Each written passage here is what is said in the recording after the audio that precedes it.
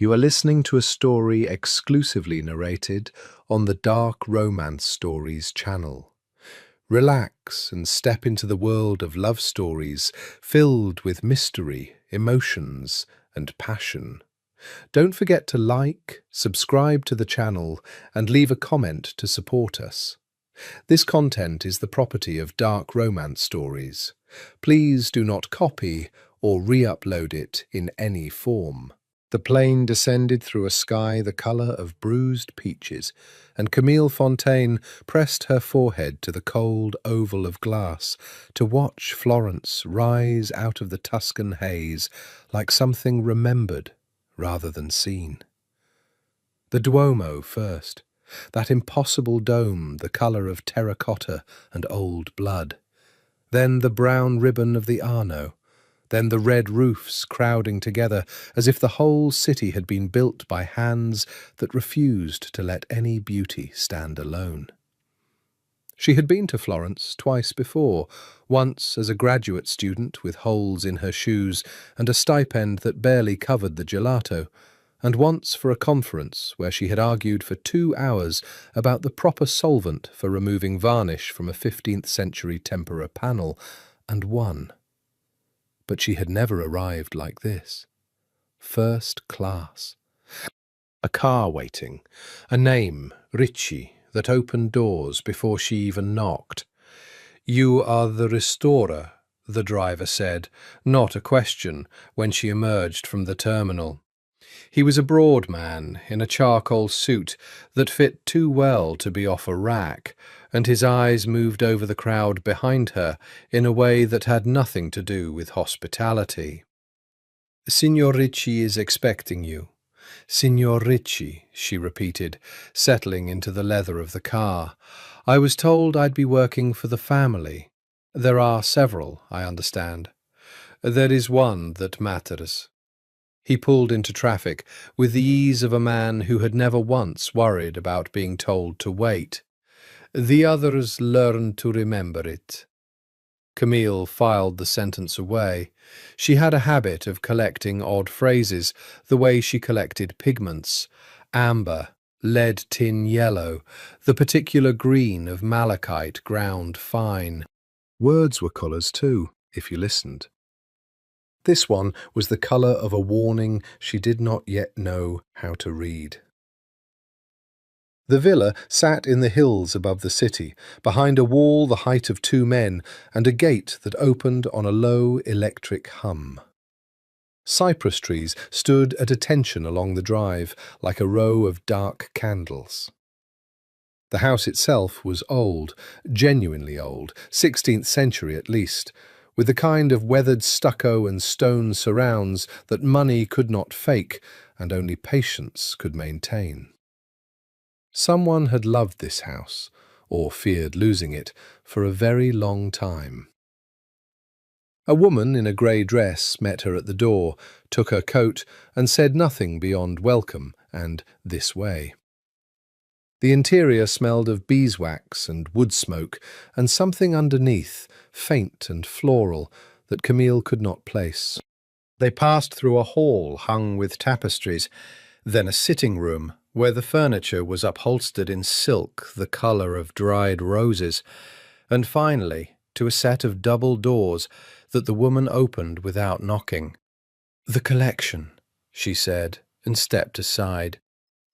It was a long gallery, north-facing, the windows shaded against the afternoon, and the walls. Camille forgot, for a moment, the strange driver and the stranger phrase.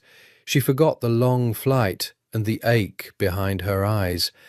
She walked into the room the way a believer walks into a cathedral, slowly, her chin tilting up.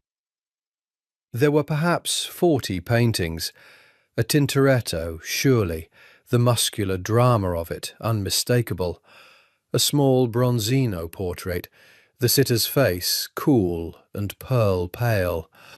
Something that might have been a Guercino, and beside it a panel so old its gold ground had gone to honey.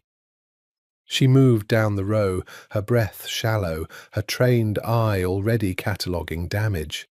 A network of cracks here, a clumsy 19th century overpainting there, a bloom of mould creeping up the lower edge of a Madonna's robe that made her actually wince aloud. "You are unhappy with them," a voice said behind her. She turned. He was standing in the doorway, and she had the immediate, disorienting sense that he had been standing there for some time, watching her face instead of the paintings. He was tall, lean in the particular way of men who were dangerous before they were anything else, dressed in dark trousers and a white shirt open at the throat with the sleeves rolled to the forearm. His hair was black, pushed back, a few strands fallen loose. His face was the kind that sculptors lied about because the truth was too sharp to sell. A hard jaw, a straight nose, a mouth that looked as though it had decided long ago that smiling was a thing other people did. But it was his eyes that stopped her. They were a pale, cool grey, almost colourless in the dim room, and they were fixed on her with an attention so complete it was nearly rude. "Not unhappy," she said, recovering. "Heartbroken. This room is a crime." Something flickered across his face, not quite amusement. That is a strong word for paintings. "For neglect," she corrected, gesturing at the Madonna. "Look at this. Do you see the mould? Someone let the humidity in here run wild for years. This panel is 600 years old, and it has survived plague, war, fire, and Napoleon. And it is going to be killed by a leaking radiator and indifference." She heard her own voice rising and did not care. "It is obscene. You should be ashamed." There was a beat of silence. The woman in grey had gone very still by the door. And then the man laughed, a short, surprised sound, as though it had escaped him before he could lock it back up. "I am Alessandro Ricci," he said, stepping into the room, "and no one has told me I should be ashamed in a very long time." Camille Fontaine. She did not offer her hand, because hers were already pulling a loop from her bag, her attention sliding back to the dying Madonna. "And I imagine that's a problem you've cultivated." He came to stand beside her, closer than a stranger should, and looked at the painting she was looking at. She could smell him now, cedar, something darker beneath it. "What would you do," he asked, "to save her?" "Stop the rot first, stabilize the panel, then, slowly, give her back her face." She glanced up at him. "It will take months." "Take whatever it takes." His grey eyes moved from the painting to her, unhurried. "I find I am suddenly very interested in saving things." Camille told herself it was the painting he meant. She would spend the next several months telling herself a great many things. She set up her studio in a corner of the gallery where the north light pooled clean and even on the work table. Easels, a tray of solvents in amber glass, cotton swabs in their hundreds, the cold steel of her scalpels laid out like a surgeon's tray. She wore a canvas apron, stained the colours of a dozen finished restorations, and tied her dark hair up off her neck. And within 3 days she had forgotten there was a world outside the room. What she had not forgotten, could not seem to forget, was that Alessandro Ricci kept finding reasons to be in it. The first day he claimed he was checking on her comfort.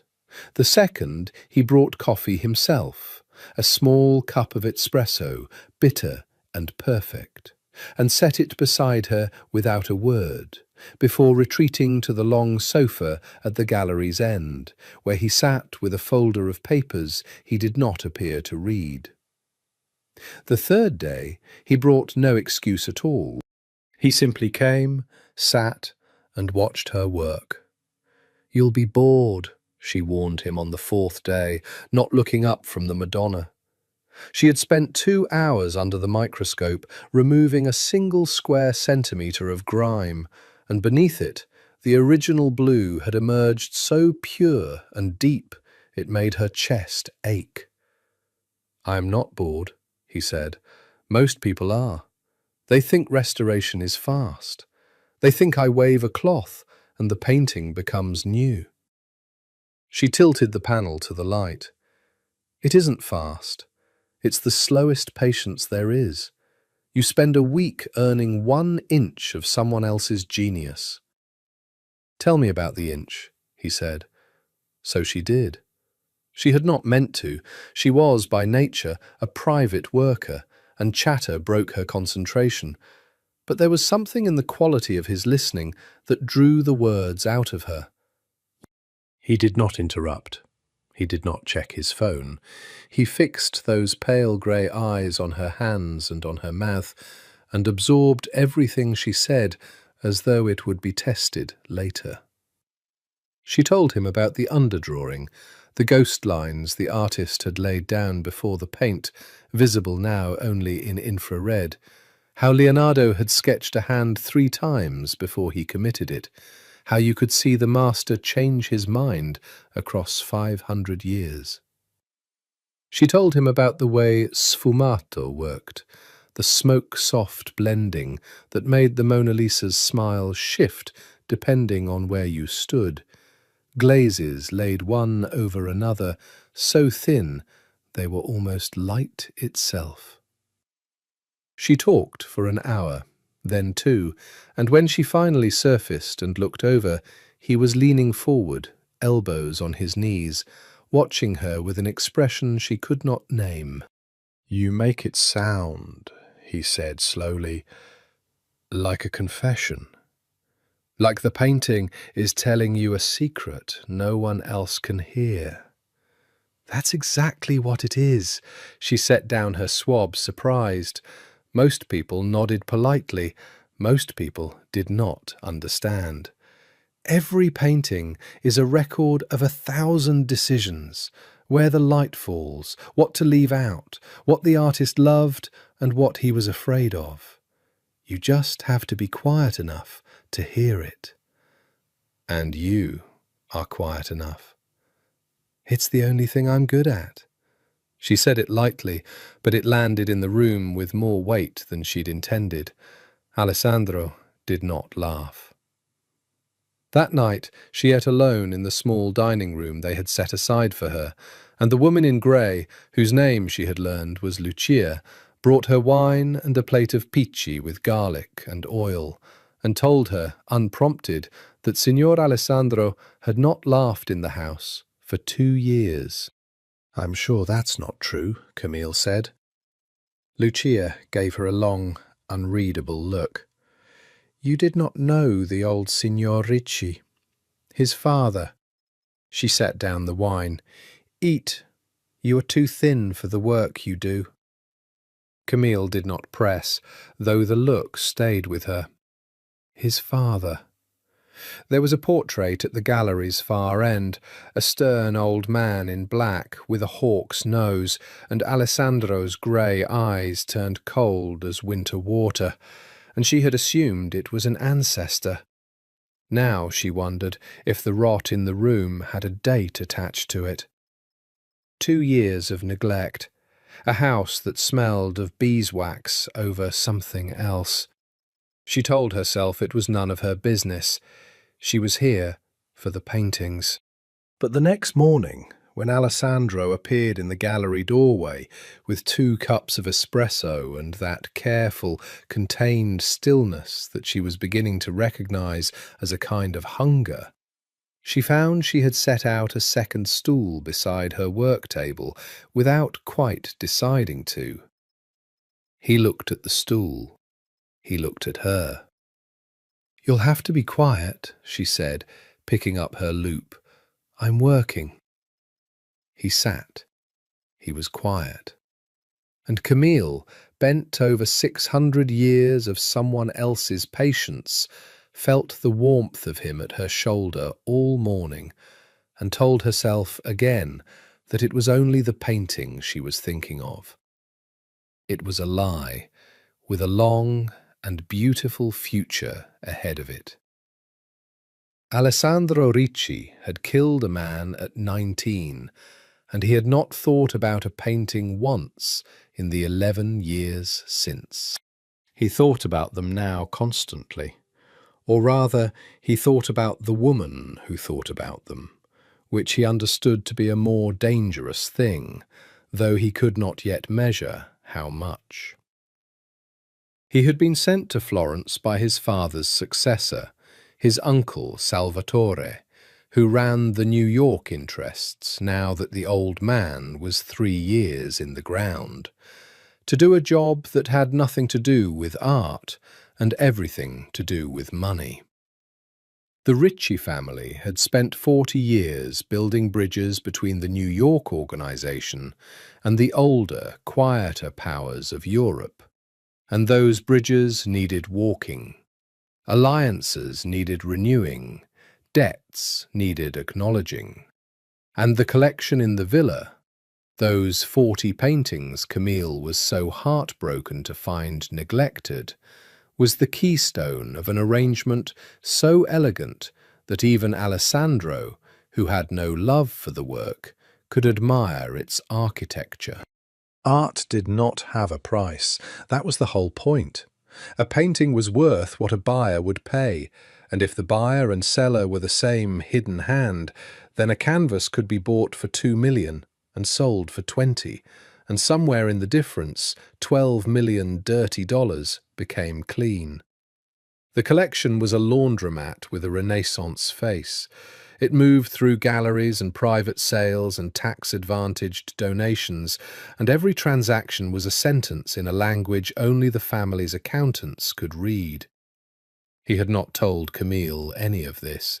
He had hired her, on Salvatore's instruction, to restore the pieces so they would appraise higher and move more convincingly. She believed she was saving art. She was, in fact, polishing the gears of a machine that had buried more men than she would ever know existed. He should not have sat with her. He knew it the first afternoon, and he did it anyway. The thing was, and he turned this over in the dark of his bedroom at night like a stone in his palm, she did not know who he was. Not really. She knew his name, and she had clearly noted Lucia's silences and the size of the driver and the wall around the property, and she was not a stupid woman. So some part of her surely suspected the money was not clean. But she looked at him, and she did not flinch. She told him he should be ashamed. She called a leaking radiator obscene to his face, a man whose displeasure had ended other men's lives. And she did it because the paint mattered more to her than her own safety. And she had never once looked away. It undid something in him he had thought was nailed shut. "You're staring," Camille said, without turning from the Madonna. "I am thinking." "You can think and not stare. People do it all the time." She set down her scalpel and finally looked at him, a smudge of grime on her cheekbone, her dark eyes steady. "Why are you really here, Alessandro? In this room, every day. Men like you don't sit on stools and watch women clean paintings." "Men like me," he repeated. "What do you imagine men like me do?" "I don't imagine. I observe." She wiped her hands on her apron. "Your driver carries a gun under his left arm. Your housekeeper goes silent every time your father's name comes up. There are cameras on the cypress trees and a man at the gate who never sleeps. And you—" She tilted her head, studying him the way she studied a panel, looking for the underdrawing beneath the paint. "You move through your own house like a guest who isn't sure he's welcome. So no. I don't imagine. I just notice that none of it adds up to a man who has nothing better to do." He was quiet for a long moment. Outside, a cypress shifted in the wind. My father built this collection, he said at last, which was true. He cared about it more than he cared about anything living. When I was a boy, I used to come into this room because it was the only place he was ever still, the only place he was not. Alessandro stopped, choosing the word. Working. And now you come because he's gone. Now I come, he said slowly, because for the first time in this room, someone is making it alive again, instead of just guarding it. He held her gaze. You talk about these paintings as if they are people, as if they have hidden lives. I find I want to know what else has a hidden life that I have walked past for years without seeing. The air between them changed. Camille felt it the way she felt humidity in the gallery, a pressure, invisible, that would do damage if she let it. That's a very pretty way, she said carefully, of saying you're bored and I'm a novelty. Is that what you think it is? I think, she said, picking her scalpel back up because her hands needed something to do, that you're a man who's used to getting what he looks at. And I think I'm a woman who's worked very hard to be taken seriously by men who only ever looked. So I'm going to keep cleaning this painting, and you're going to keep being a novelty to me, and we're both going to be very professional about it. For a moment she thought she had angered him. His jaw tightened. Then, slowly, the corner of his mouth lifted, not the cold, not smile she'd seen, but something rarer and more dangerous. You are the first person in years, he said, rising from the stool, to tell me no and mean it. He walked to the door, then paused. I find I like it more than I should, Camille. He left.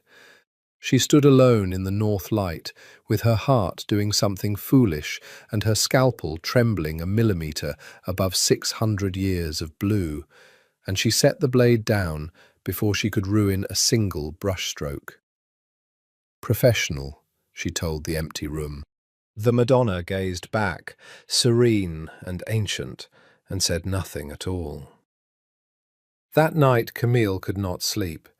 She lay in the unfamiliar bed, in the unfamiliar dark, and listened to the house breathe, the tick of cooling stone, the far-off hum of the gate's electronics, once, faintly, a man's voice in the courtyard, speaking low and fast in Italian, then silence.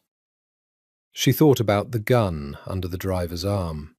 She thought about the way Alessandro had said, working, like it was a word in another language. She thought about his eyes, that pale, impossible grey, and the way they had not once looked away from her face. She thought, I should go home. She thought, I'm not going to. And somewhere in the villa below her, Alessandro Ricci stood at a window with a glass of wine he did not drink, looking out at the lights of Florence spread below the hills like a fallen constellation, and understood, with the clarity of a man who had spent his whole life reading threats, that the most dangerous thing in his house was a woman in a paint-stained apron who had told him no, and meant it. He should send her home. He knew it. The job could be done by anyone with her credentials, and there were 100 reasons with his uncle's name on them, why a curious, observant outsider in this house was a liability he could not afford. He picked up his phone to make the call. He set it back down. The thing about Florence, Camille decided, was that it conspired against good intentions. The weeks folded into one another like the pleats of a curtain. She worked.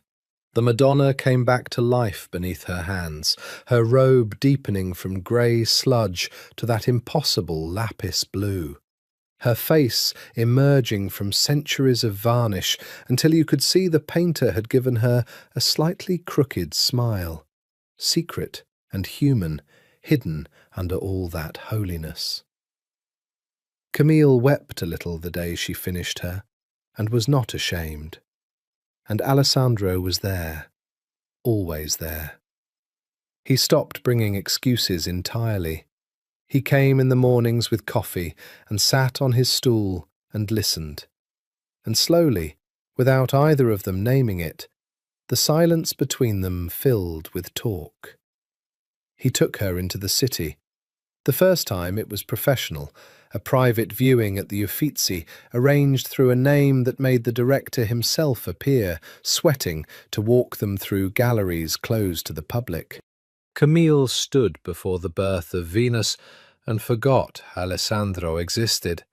And when she came back to herself, he was watching her face with that same complete attention, and she understood that he had not looked at the painting once. "You don't care about the art at all," she accused him, outside, in the gold light of late afternoon, spilling down the Arno. "No," he admitted. "Then why?"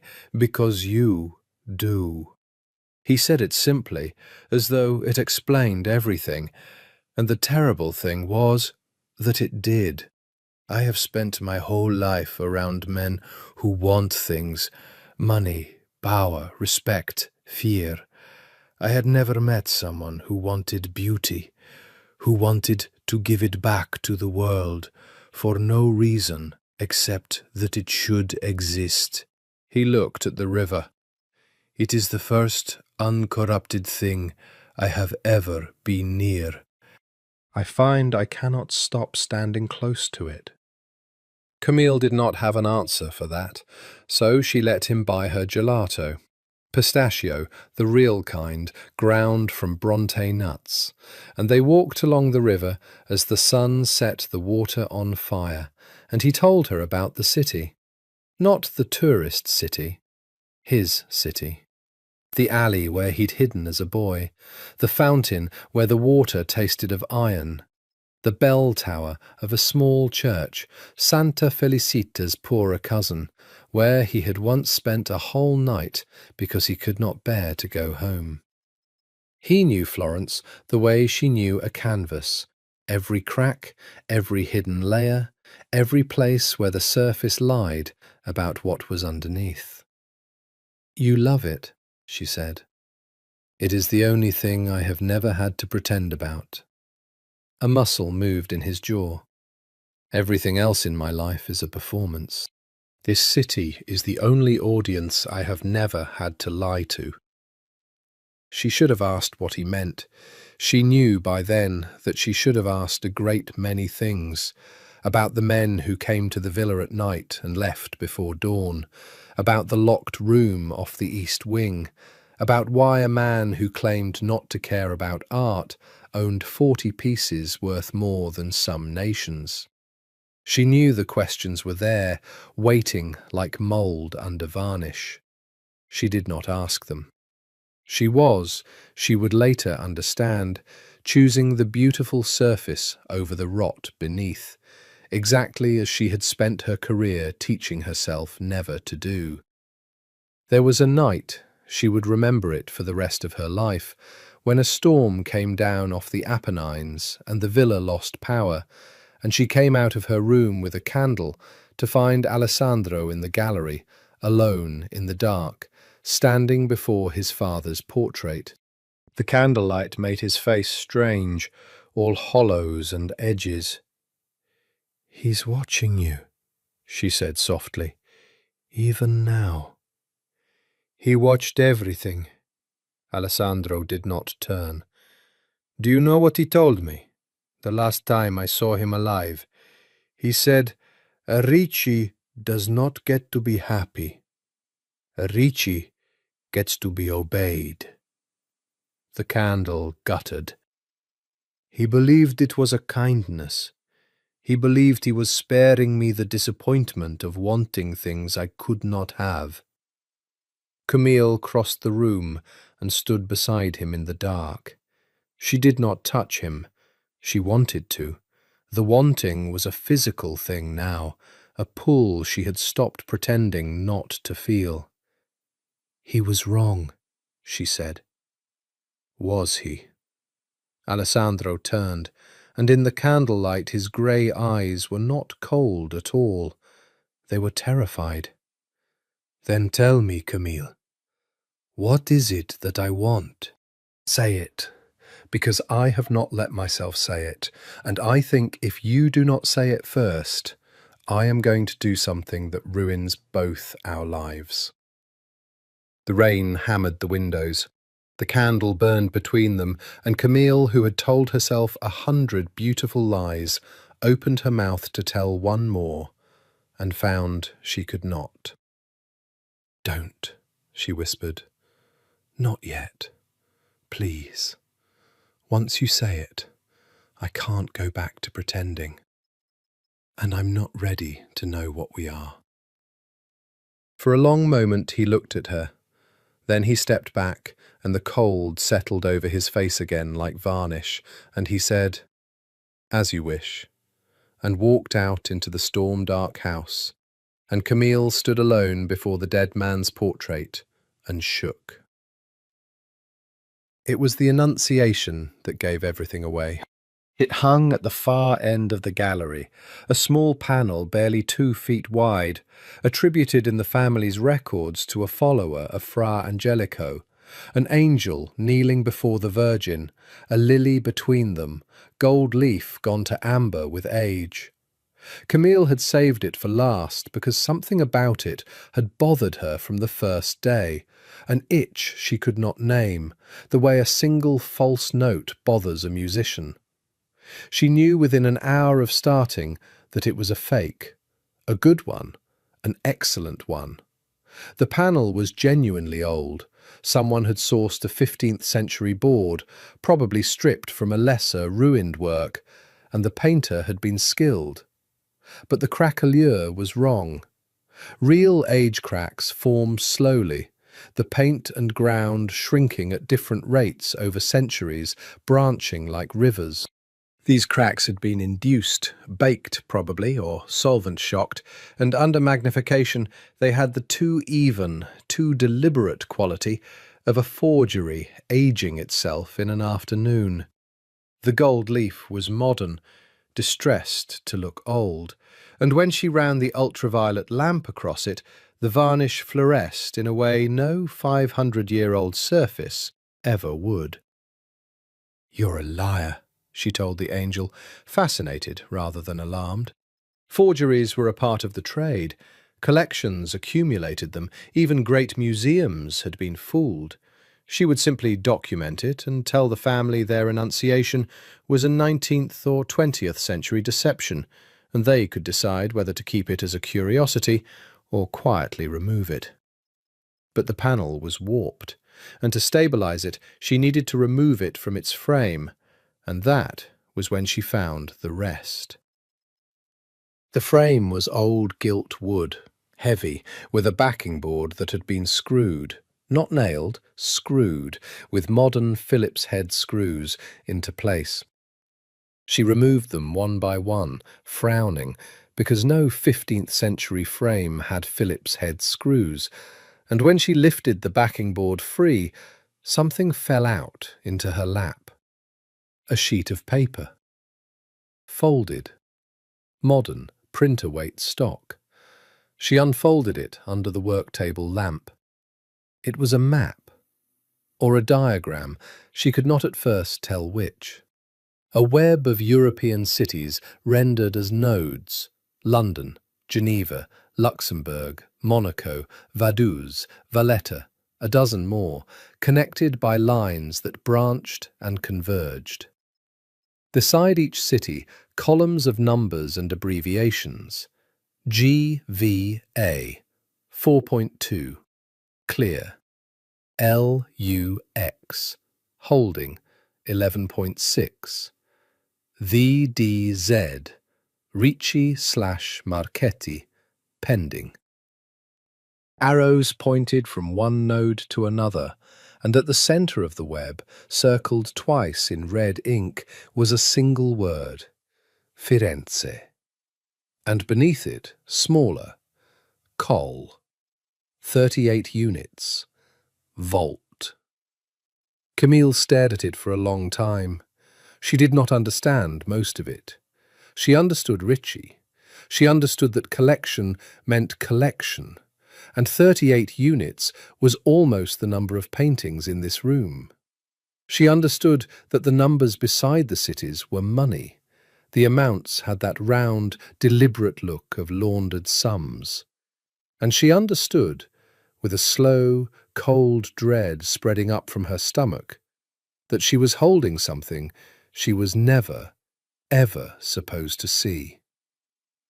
Her first instinct, the instinct of a professional, was to photograph it. Document everything. That was the rule. You never altered evidence. You recorded it first. She had her phone out before she fully decided, and she laid the sheet flat and took 3 clear photographs. And then she sat back and tried to think. She should ask Alessandro. That was the reasonable thing. There was surely an explanation. The numbers could be anything: shipping, insurance valuations, the boring arithmetic of a wealthy family's holdings. But the gun under the driver's arm, the man at the gate who never slept, the locked room. A Ritchie gets to be obeyed. The silencers, the money that she had spent 2 months not asking about because the surface was so beautiful she had not wanted to see the rot. She thought of her oldest friend, Théo Marchand, whom she had met at 14 at a summer programme in Lyon, who had grown up to do something with the police that he was careful never to explain in detail, and who worked now, she knew this much, out of an office in Lyon that answered to no single country. Interpol. He had told her once, half joking, "If you ever see something you can't explain, Cammy, send it to me before you ask anyone you trust. Trust is how people end up dead." She had laughed at the time. She was not laughing now. Her hands were shaking. She told herself she only wanted his read on it. Was this nothing, or was this something? She told herself she would not send it if she let herself think too long. So she did not let herself think. She opened the messaging app. She found Théo's name. She attached the clearest of the 3 photographs and typed before her courage failed. Found this hidden in a painting frame at the job in Florence. Probably nothing, but it scared me. What is it? She held her thumb over the send button. Down the gallery, the door opened, and Alessandro's voice said, "Camille? Lucia says you have not eaten." Her thumb came down. Sent. She did not tell him. That was the thing she would turn over forever afterward. That in the half-second between sending the photograph and Alessandro's footsteps crossing the gallery, she made a choice, and the choice was silence. "I found something strange," she said instead, sliding her phone face down beneath a cloth, her heart slamming. "The Annunciation is a forgery, a modern one. I wanted to confirm before I told you." He came and looked at the panel, frowning. A forgery? Something passed over his face. Not surprise, she noticed, even through her own fear. Calculation. "You are certain?" "It's not even a question. The craquelure is faked. The gold is modern." She heard her own voice running fast and forced it slow. "It happens in old collections. You'll want to have the others checked too, probably. There may be more." "Yes," he said slowly, his eyes still on the angel. "There may be more." He looked at her then, and for one terrible instant she was certain he could see straight through her, to the phone under the cloth, to the sent message glowing somewhere over the Alps in a Lyon office. "Is that all you found?" "That's all." The lie tasted like solvent. He held her gaze a beat too long. Then Lucia called from the hall, and he excused himself, and Camille sat alone with her hidden phone and the faked angel, and waited for the world to either resume or end. It ended at 11:40 that night. She knew the exact time because she was awake. Of course she was awake, lying in the dark, replaying the day, when her phone lit the ceiling. Teo. A voice memo, then text, then a call she did not dare answer, with the house so quiet around her. She read the texts in the blue glow, and the cold that came over her had nothing to do with the night air. Cammy, where are you right now? Are you safe? Answer me. Do not show this to anyone. Do not mention it. Act normal. This is a Europol-flagged network. The thing in the frame is a routing map. Money laundering, multiple families. The Florence node is the center, and you are sitting in it. I've had to report it. I had no choice. It's too big. There will be movement tonight or tomorrow. Get out, if you can do it without anyone noticing. If you can't, stay visible, stay normal, and I will get you out. Do you understand? Answer me. Camille's hands were shaking so badly she dropped the phone. I've had to report it. The words rearranged the entire house around her. The beautiful surface peeled back all at once. And there was the rot. There had always been the rot, and she had cleaned and listened and let herself be charmed while sitting on top of it. Multiple families. The centre. You are sitting in it. She typed, I'm okay. I'm at the villa. I didn't tell anyone. What do I do? 3 dots. Then, stay in your room. Lock it if you can. Don't run yet. Running tonight gets you noticed. Tomorrow I'll have people in position. Cammy, I'm so sorry. I shouldn't have made that joke years ago. I never thought. Just stay alive until morning. Please. She sat in the dark, holding the phone to her chest, and listened to the house. And the house had changed. Or she had. Now every sound was a threat. The hum of the gate. A car. Was that a car? On the drive. Footsteps in the hall, soft, pausing outside her door, moving on. At 1 a.m. her phone buzzed once more, and it was not Teo. It was an unknown number, Italian prefix, 2 words. They know. She would never learn who sent it. She would wonder for years. She was on her feet before she had decided to move, throwing clothes into her bag with hands that would not obey her, and she had her hand on the doorknob when the door opened from the other side. Alessandro stood in the dark hallway. He was fully dressed, dark clothes, a coat, and his face was a mask she had never seen, white and absolute, his grey eyes blown black in the dimness. In one hand he held her phone. Her phone. She looked at her own bed where it should have been, and it was not there.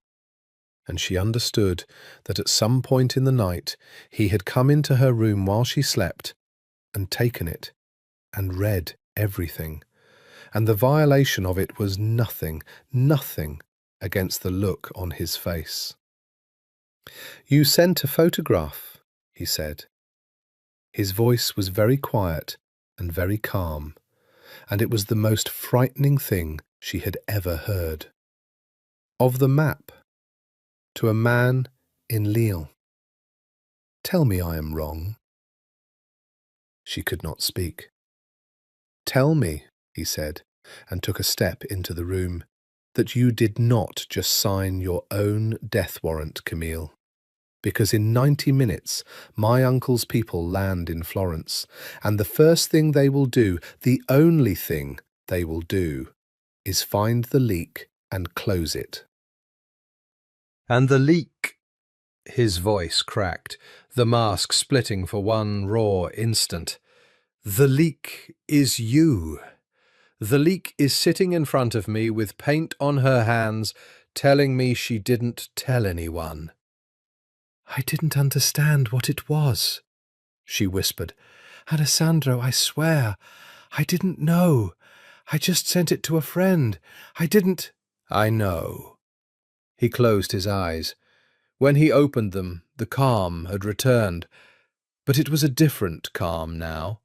The calm of a man who has finished one calculation and begun another. I know you didn't know. That is the only reason we still have time. He held out his hand. Get your shoes. Leave the bag. Leave everything. We have to go, and we have to go now, and you have to do exactly what I say, because in this house, starting tonight, I am the only person who wants you to see the sun come up. There is a moment in every man's life, Alessandro's father had told him once, when he learns what he is made of. Not what you wish you were, what you are. And it is always uglier than you hoped. Alessandro learned what he was made of in the 90 minutes after he read the messages on Camille's phone. He had gone into her room intending to do the thing he had been trained from boyhood to do.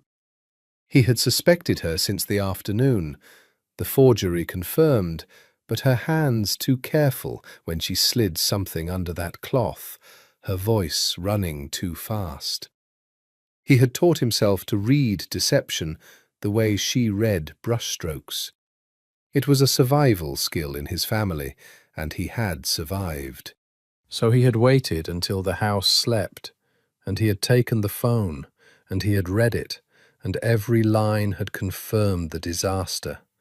She had sent the map to Interpol, the network was blown, and there was exactly one clean solution that his entire life had prepared him to execute without hesitation. A woman who has seen what she should not see and talked. There was no debate about what the organization did with such a woman. He had watched it done. He had twice done it himself, and had not slept well after either, and had told himself that the not sleeping was proof he still had something human in him, when in fact it was only proof that he had not yet been broken all the way through. He had stood over her sleeping form with the phone in his hand and the clean solution in his mind, and he had waited to feel the cold click of the decision settling into place, the way it always had. It did not come. Instead, he had looked at her face in the dark, the smudge of paint she never quite washed off her cheekbone, the way she frowned even in sleep, as if even her dreams were arguing with someone about solvents. And he had thought, with a clarity that terrified him more than any threat ever had, if she dies, the world has one less person in it who makes things beautiful, and one more corpse with my family's name on it. And I have spent 30 years adding to the second column. I am tired. I am so tired, and I will not add her. It was not a noble thought. He wanted to be clear with himself about that, even now. It was not principle. He had no principles. Principles were a luxury for men whose fathers had not made them watch executions. It was that he could not bear it. He who had borne everything could not bear this one specific thing, a world without Camille Fontaine cleaning the grime off the face of a 600-year-old Madonna and weeping when the smile came back. So, he had made his choice, and his choice was treason. "Where are we going?" she asked. They were moving through the dark house, her hand in his, and she was keeping up, though her breath came in frightened gasps. He had taken her out a servants' passage his father had shown him as a boy, around the cameras, past the wine cellar that smelled of damp stone and old vintages. "Down into the city," he said, "on foot. They will watch the roads and the airport first. They will not think I run on foot through alleys, because they do not know I know the alleys. He stopped at a low door, listened, eased it open onto the cold night. My father took the boy who knew the alleys and tried to make him into a man who only knew boardrooms and guns. He never understood the boy was still in here. He looked at her, and something in his chest that had been clenched for 30 years loosened a fraction. Tonight I am very glad of the boy. They came out into a narrow lane behind the property wall, where the cypresses gave way to the first crooked houses of the city's edge. The lights of Florence lay below them, and above the rooftops the dome of the Duomo floated, lit, serene, indifferent. Somewhere in the dark a dog barked. Somewhere, he could not yet hear it, but he knew its shape. A net was closing. Alessandro. Camille stopped him with a hand on his arm. In the faint light her face was fierce and pale. "Why are you doing this? You read my phone. You know what I did. By every rule you've ever lived by, you should be the one—" She could not finish it. "Yes," he said, "I should be." "Then why?" He looked at her for a long moment. Down in the city, very far away, the first siren began to wail. "Because, for the first time in my life," he said, "I have something I would rather save than obey." He took her hand again, and his grip was sure. "Now run, Camille, and do not let go of me, no matter what you see. I know every stone of this city. I am going to use all of it." And they ran, down into the dark and beautiful labyrinth of Florence, two figures swallowed by the night, while behind them the lights of the villa came on one by one, as the house woke to find the heir and the restorer gone. Florence at night is a different city from Florence by day. The tourists drain away, and the streets narrow to their medieval bones, and a man who knows them can vanish into them like water into sand. Alessandro knew them. He took her down through the Oltrarno, the artisans' quarter on the river's far side, where the workshops slept behind shutters and the lanes twisted with no logic a stranger could follow. He did not run in straight lines. He ran in the city's own grammar. Through a courtyard he opened with a key he should not have had, across a rooftop terrace where washing hung like ghosts, down a stair so old the steps were worn into smiles. Twice they pressed into doorways while cars slid past, headlights raking the dark, and Camille felt his body shield hers, his arm braced across her like a bar, his heartbeat steady against her back when her own was a panicked drum. "Who are they?" she breathed, after the second car had gone. "My uncle's men. Maybe the Marchettis too, if they have been told." His mouth was at her ear, his voice barely sound. "And somewhere, your friends' people. Tonight, everyone is hunting, and no one is sure who the prey is. That is the only thing keeping us alive, the confusion. When it settles, we will have very little time." They moved again. She lost all sense of direction. There was only his hand and the next dark turning, and the sirens that seemed to come from everywhere and nowhere. They crossed a tiny piazza where a single fountain dribbled, and he paused to let her drink, the water cold and tasting of iron, and she remembered, absurdly, in the middle of terror, that he had told her about this fountain on the day they ate gelato by the river. The water tastes of iron. He had been showing her his secret city even then. He had been giving her the map to her own escape, weeks before either of them knew she'd need it. "Why didn't you just send me home?" she asked while she could. Weeks ago, you suspected something. You could have just made me leave. I'd have gone. I'd be safe." He was quiet, scanning the roof lines. "Yes." "Then why?" "Because I am a selfish man," he said, "and I wanted more mornings of coffee on a stool watching you work. I told myself you were safe because I would keep you safe. I told myself the worlds did not touch." His jaw tightened. "I was wrong, and you are paying for my wrongness, and I will spend whatever I have left making sure you do not pay the whole price. Come, we are close." Close to what, she did not know, but she followed. He led her at last to a church, not the great ones, not Santa Croce or the Carmine with its Masaccio frescoes she'd have killed to see in daylight, but a small, plain church tucked into a fold of the old city, its facade unremarkable, its door, when he tried it, locked.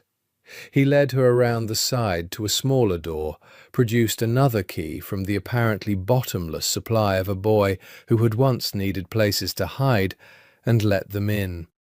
The interior was black and cold, and smelled of incense and stone and centuries. He did not turn on a light. He took her hand again and led her with absolute certainty through the dark, past the altar she sensed rather than saw, to a low door, and through it and up. The bell tower. She understood as they climbed the tight spiral of worn stone steps, her thighs burning, his hand pulling her up, round and round, higher and higher, until the steps gave way to a wooden ladder, and the ladder gave way to a trap door, and the trap door gave way to the open air. They came out into the bell chamber at the top, open on all four sides, a great green bronze bell hanging silent above them, and below. Camille gasped. All of Florence lay spread beneath them in the dark, gold-lit and ancient, the Duomo close enough to touch, the river a black ribbon stitched with bridges, the whole improbable city glowing under the indifferent stars. And threading through it, blue and red, the lights of police cars, moving, searching, and over it all the sirens rising and falling like something breathing. "This is where I came," Alessandro said quietly. "The night I could not go home. I was 10 years old. I sat up here until dawn." He stood at the open arch, the wind moving his coat, looking out over the city he loved. "I have never told anyone that. I have never told anyone most of what I am about to tell you." He turned to her, and in the gold light of the city below, his face was naked in a way she had never seen it. "But you sent a photograph to Leon, and the world is ending, and I find I do not want to die, or to lose you, which is the same thing now, with you thinking I am only the thing my family made." Camille came to stand beside him at the edge of the high, dark air, the city burning gold beneath them and the sirens singing through the streets, and she said, "Then tell me. Tell me all of it. We have until dawn."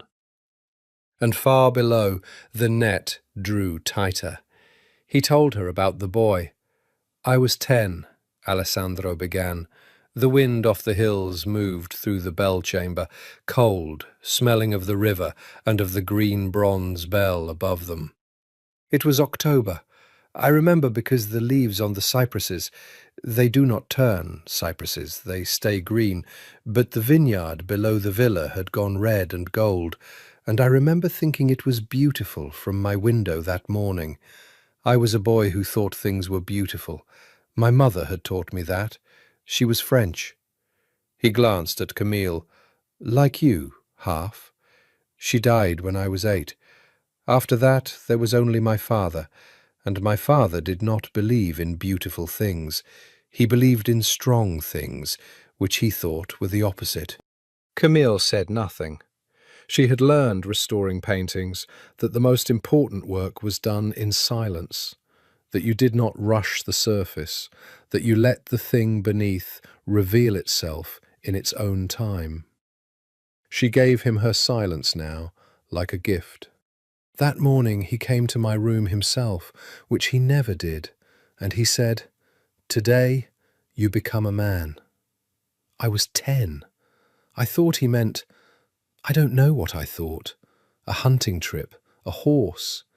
He drove me himself, no driver, down into the city, to a warehouse near the river. And inside the warehouse, Alessandro stopped. His hands were very still on the cold stone of the arch. There was a man tied to a chair, a man I did not know. He had done something, stolen or talked or simply been on the wrong side of an arrangement. I never learned which, and it did not matter. And my father put his hand on my shoulder, here.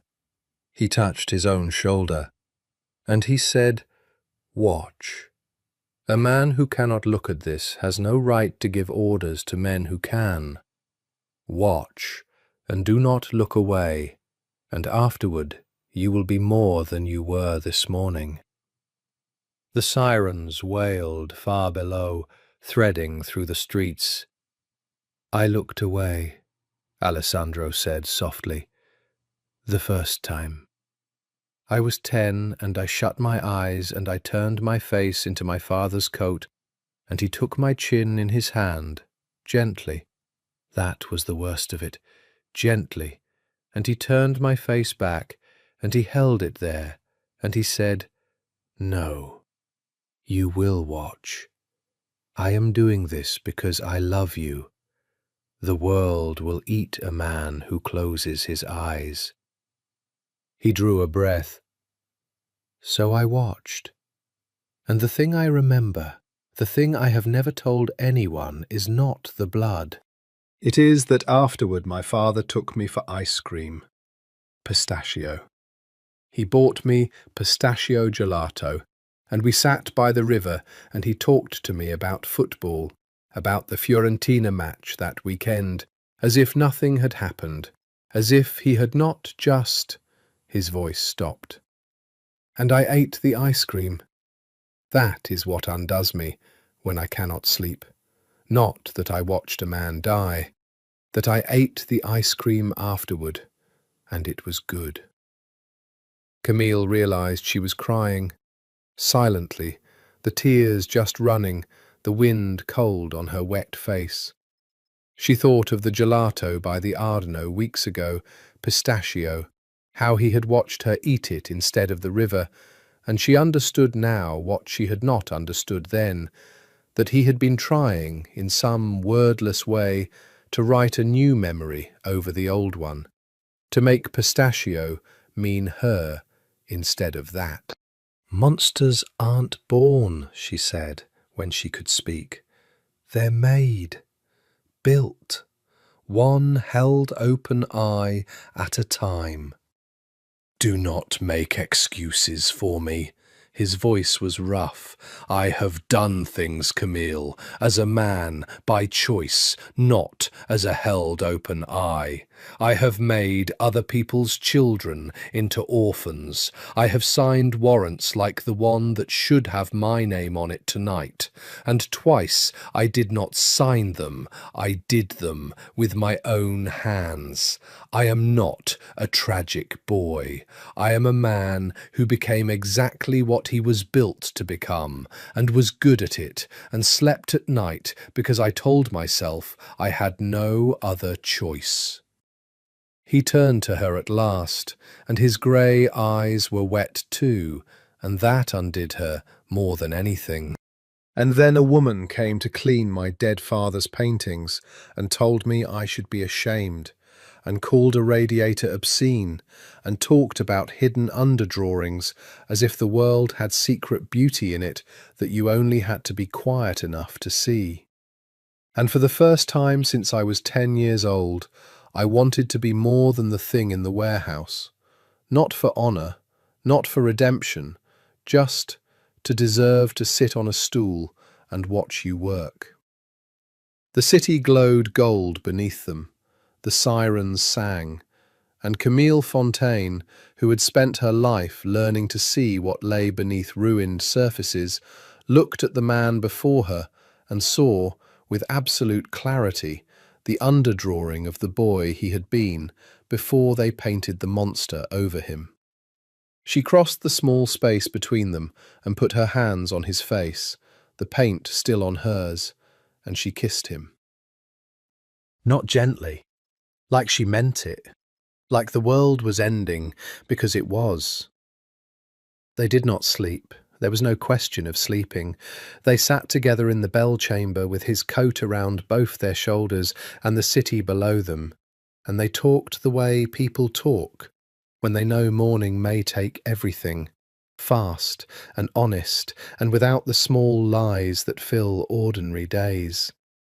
She told him about her mother in Lyon, the apartment that smelled of turpentine because her mother had restored furniture, the way she'd grown up understanding that broken things could be made beautiful again, and had built her whole life on the belief. She told him about Theo, the friendship of decades, the half-joke about sending him things she couldn't explain. "I never thought," she said. "It was a photograph. I thought I was being a responsible professional, documenting a forgery." She laughed, and it broke in the middle. "I documented a forgery, all right." "You documented 40 of them," he said, "and the machine that ran them. You did, by accident, in one night, what 100 investigators could not do in 10 years. I should hate you for it." He pulled her closer under the coat. "I find I cannot." He kissed the top of her head. Below, the sky over the eastern hills had begun, almost imperceptibly, to grey. "What happens now?" she asked. "When the sun comes up?" He was quiet for a moment. "When the sun comes up, your friend's people will have the city locked. They will be looking for both of us, you to protect, me to arrest. And my uncle's people will be looking for both of us too, but they will not want to protect either of us." He chose his words carefully. "Camille, listen to me, because we do not have long. There is a way for you to be safe, truly safe. Your friend will offer it the moment he reaches you. Witness protection in exchange for your testimony. You saw the map. You found the forgeries. You can describe the collection, the men who came to the villa, everything. To Interpol, that is worth more than gold. They will take you somewhere new, give you a name, keep you alive. You should take it." "And you?" He did not answer. "Alessandra." She pulled back to look at him in the growing light. "And you?" "I will make sure you reach them," he said. "That is my part. After that—" "No." She gripped his coat. "We do it together. I testify. I tell them everything, and I'll make it a condition. I'll say I only talk if they protect you too. A deal. You give them the whole network, every name, every account, and in exchange you get out. You get a new life. We get—" She was crying again, furious at herself for it. "We could disappear. Together. You and me. Somewhere with good light and bad coffee, and you could spend the rest of your life watching me clean paintings, and no one would ever make you watch anyone die again. I could give you that. Let me give you that." For a long moment he looked at her, and his face was so tender and so sad that she knew his answer before he spoke it. "No," he said gently. "Don't you dare say it's pride. It is not pride." He took her face in his hands, the way she had taken his, and his thumbs wiped at her tears and only smeared the paint and the wet together. "Listen. All my life, Camille, I have made other people pay for my sins. The man in the warehouse paid. His children paid. Everyone who ever stood in the way of my family's arrangements paid. And I stayed clean, and I slept in a villa full of stolen beauty. Every single day of my life, someone else has paid the bill for what I am." His voice was steady now, certain, the most certain she had ever heard him. "This time, I am going to pay it myself. Not them, not you, me. Do you understand? It is the first decent thing I will have done, and I am not going to let you talk me out of it, because if you do, I will go to my grave still being the man my father made, the one who always finds a way for someone else to bleed." "That's not decency," she whispered. "That's just another way to leave." "Maybe." He kissed her forehead, her wet cheeks, finally, softly, her mouth. "But it is mine to choose. For the first time, the choice is mine. Let me have it." The grey in the east had gone to rose. Below them the city was waking. A shutter rolled up, a vesper coughed to life, and beneath it all, closer now, the sound of engines converging, of doors, of a coordinated and final purpose moving through the streets toward the small church with the plain facade. Alessandro stood and pulled her up with him and looked out over Florence one last time in the breaking dawn. "They are coming," he said. "It is time. Do exactly as I say."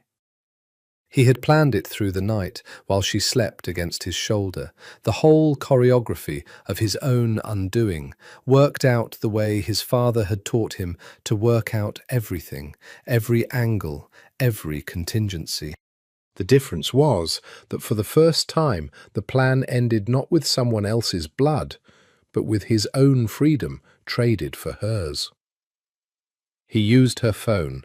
He texted Théo Marchand directly, identifying himself, and what he wrote was simple and devastating.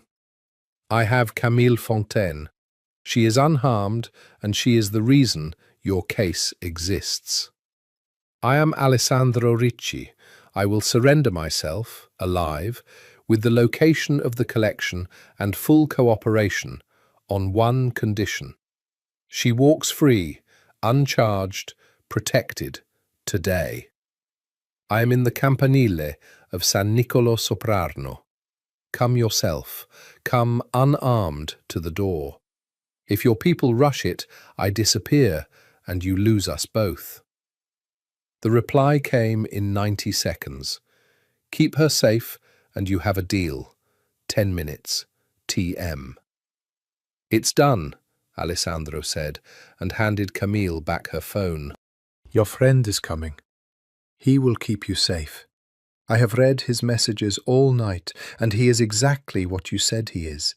A good man, frightened for someone he loves. You will be in better hands than mine." "This isn't—" She was shaking her head, the phone clutched in her painted hands.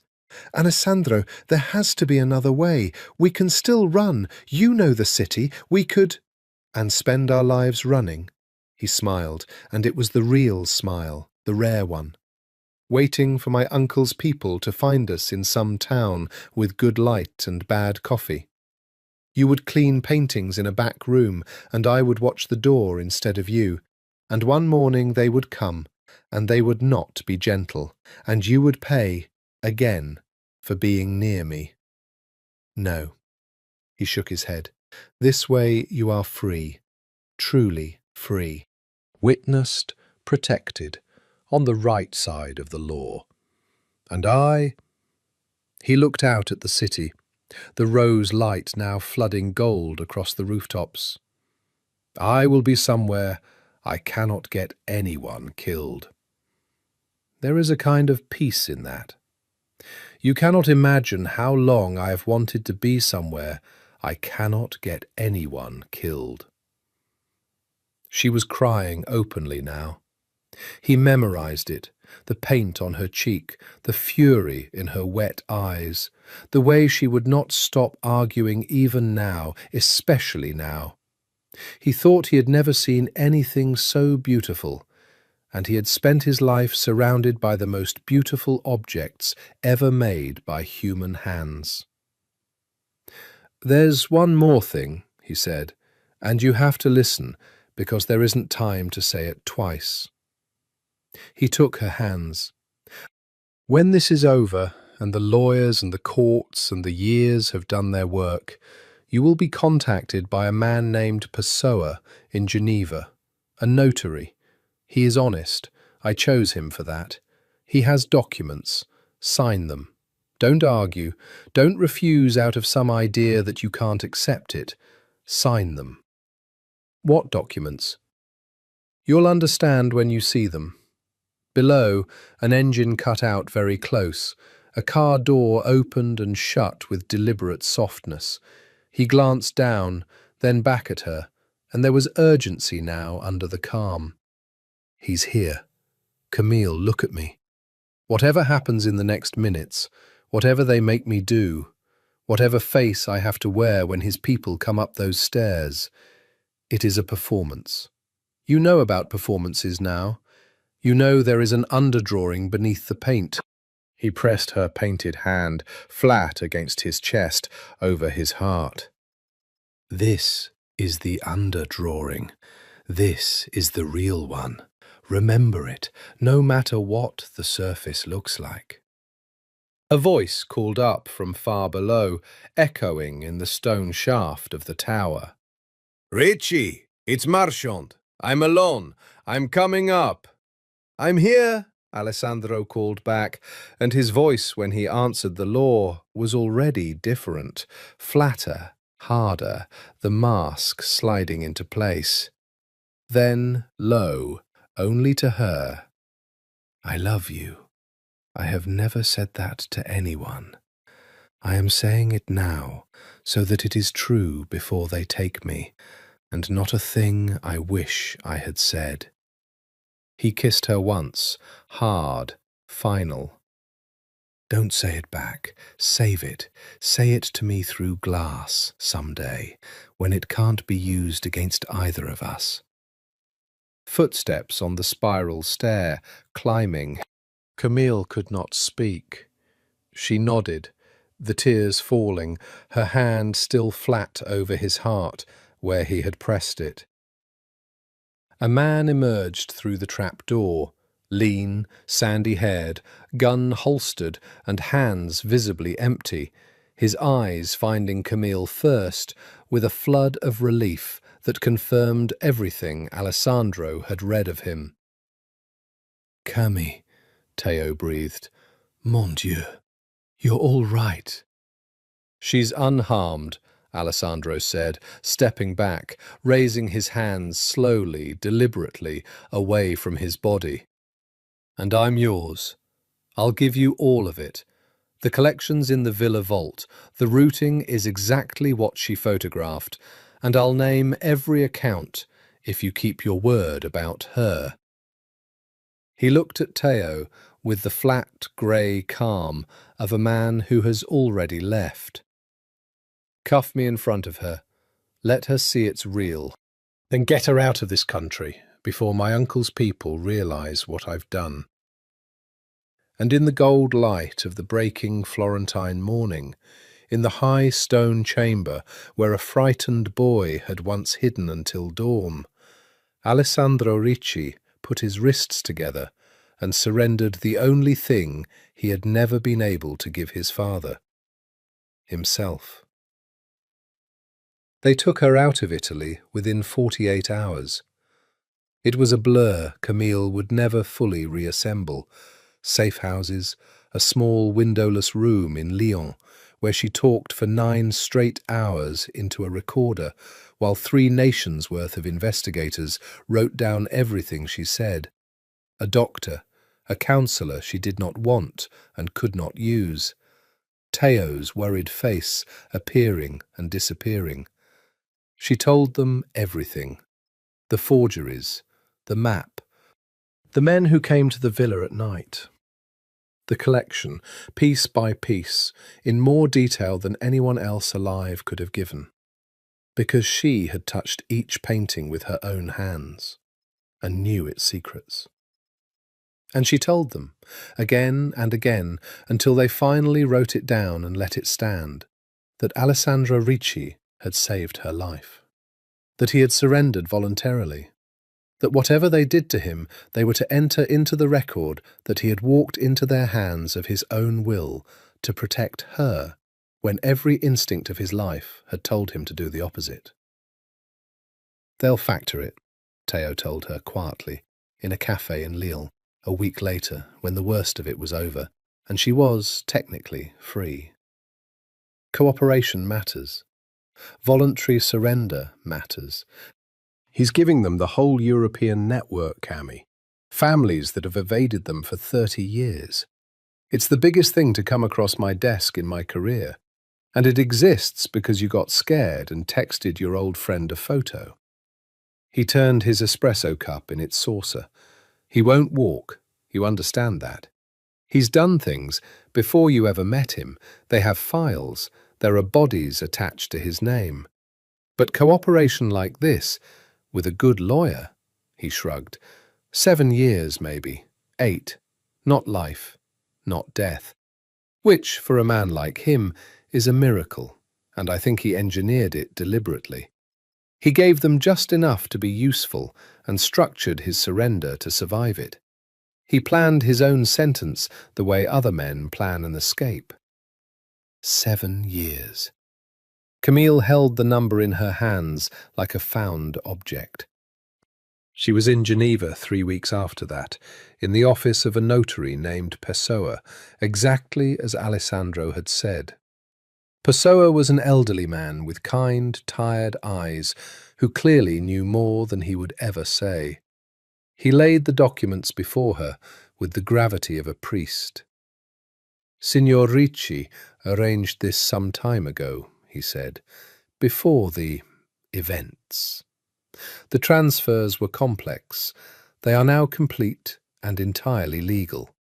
I assure you they have been examined by authorities and found clean. They were executed before any charges, from assets that were always, in fact, legitimately his own, the one part of the family holdings that was never tainted." He slid the papers toward her. "The collection, Mademoiselle Fontaine, all 40 paintings. They are yours." Camille stared at him. "That's not possible." "They're evidence. The forgeries are evidence and have been seized," Pessoa said gently. "But there were 31 genuine works, and the family's claim to those was never in dispute, and Signor Ricci transferred them to your name through these instruments before he surrendered. The state has examined the transfer and released the genuine works to the rightful owner." He looked at her over his glasses. "Which is you?" He was very precise about it. He said, "I wrote it down. He made me write it down to give to you." Pessoa unfolded a small slip of paper and read, "Let you continue restoring beautiful things. That is what the world needs more than someone like me." Beneath the words, a string of numbers, coordinates. And the last one, Pessoa added, he said you'd know what to do with.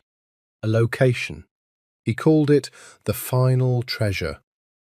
Camille took the slip and could not read it through her tears.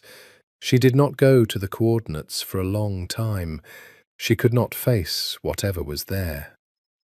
What she did do, because she did not know what else to do with herself, because the genuine collection had to be stored and conserved somewhere, and she was now, absurdly, its owner, was rent a small gallery space in Florence, the city she could not bring herself to leave, and bring the paintings there, and resume the only thing she knew how to do.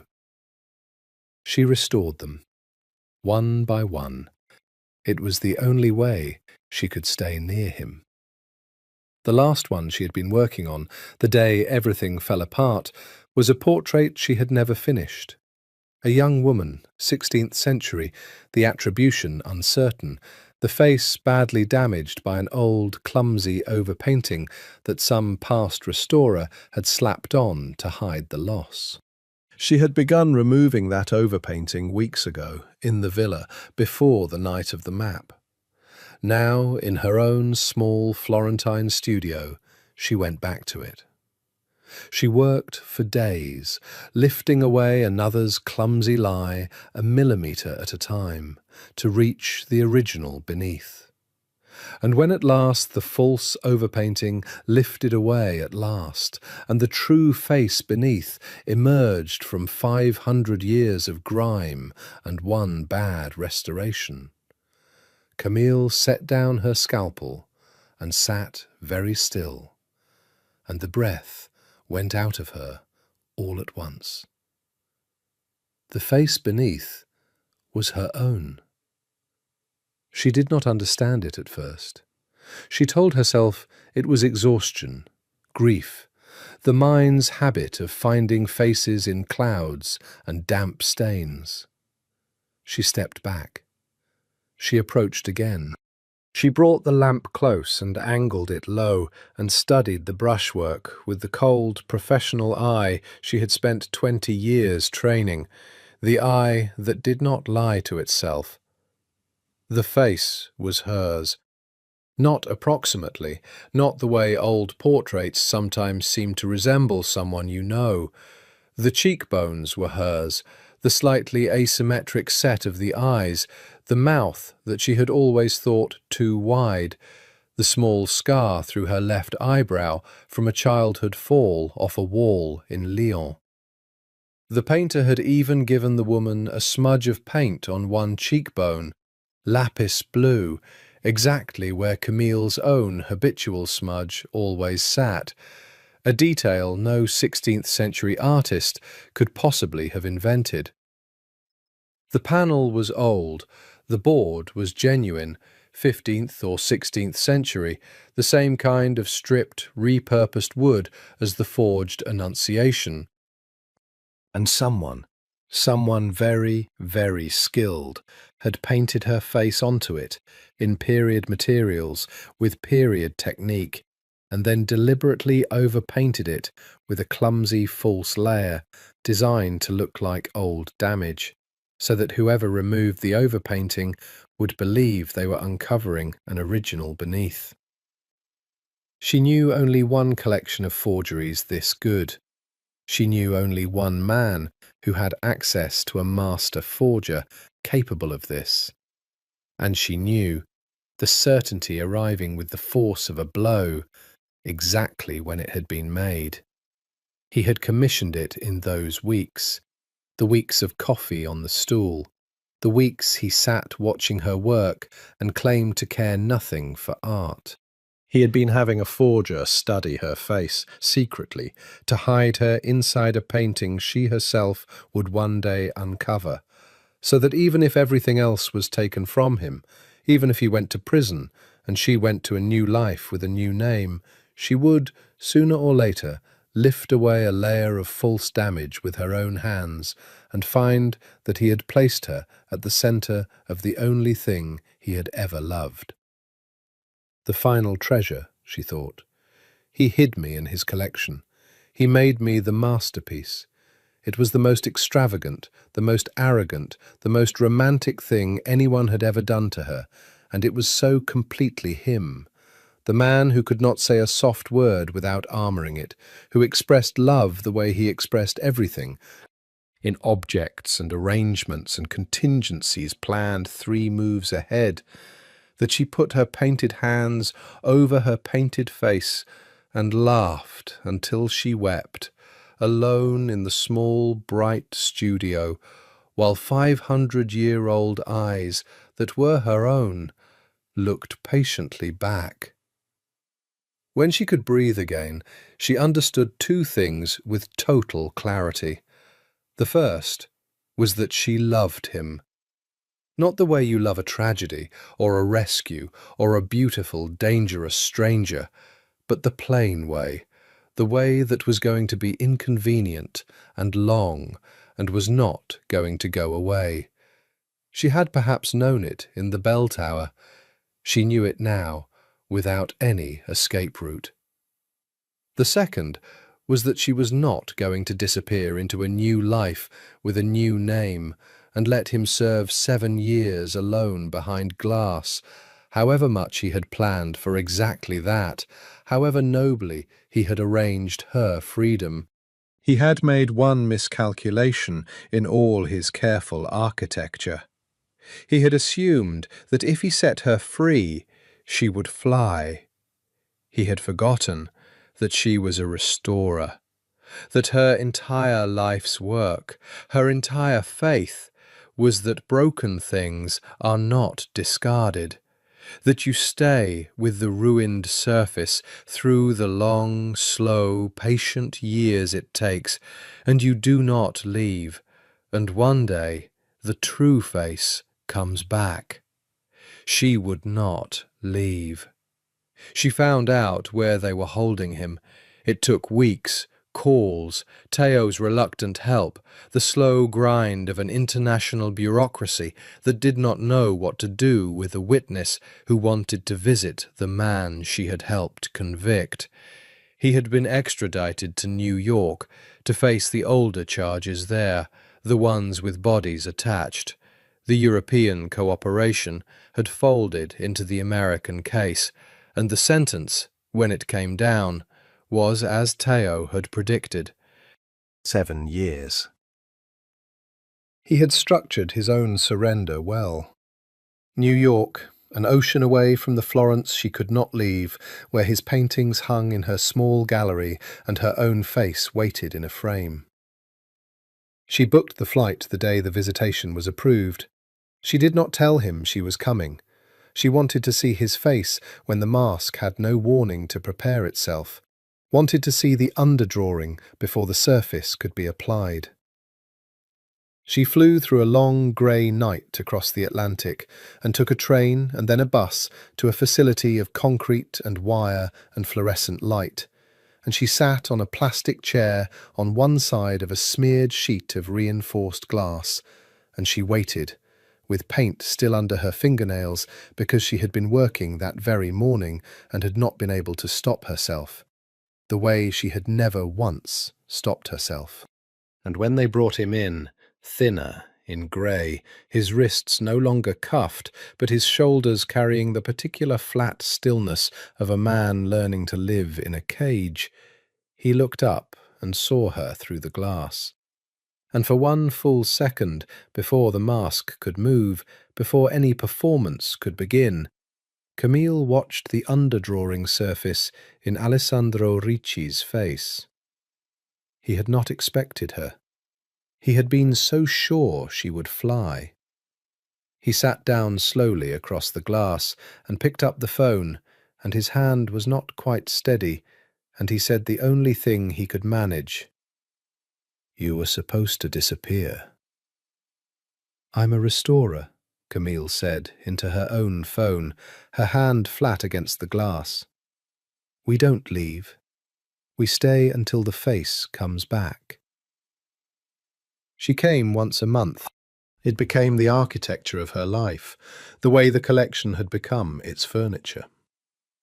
The first Saturday of every month, she closed the gallery, took the long flight from Florence to New York, slept badly in the same cheap hotel near the facility, and sat on the plastic chair on her side of the glass for the 50 minutes they allowed her. Then she flew home. It cost her most of what the gallery earned. She did not care. She had learned long ago to spend everything she had on the things that mattered, and nothing on the things that did not. And this mattered more than anything ever had. They were not allowed to touch. That was the cruelty of it, and, strangely, the making of it. Stripped of every other language, no touch, no privacy, no future they could point to, they were left with only words and the glass between them. And so they used the words better than most lovers ever bother to. She told him about the paintings, always the paintings, because it was their shared tongue, the safe country they could both live in. She told him how the Tintoretto's sky had been hiding a flock of birds under the grime, invisible for 2 centuries, that she had brought back.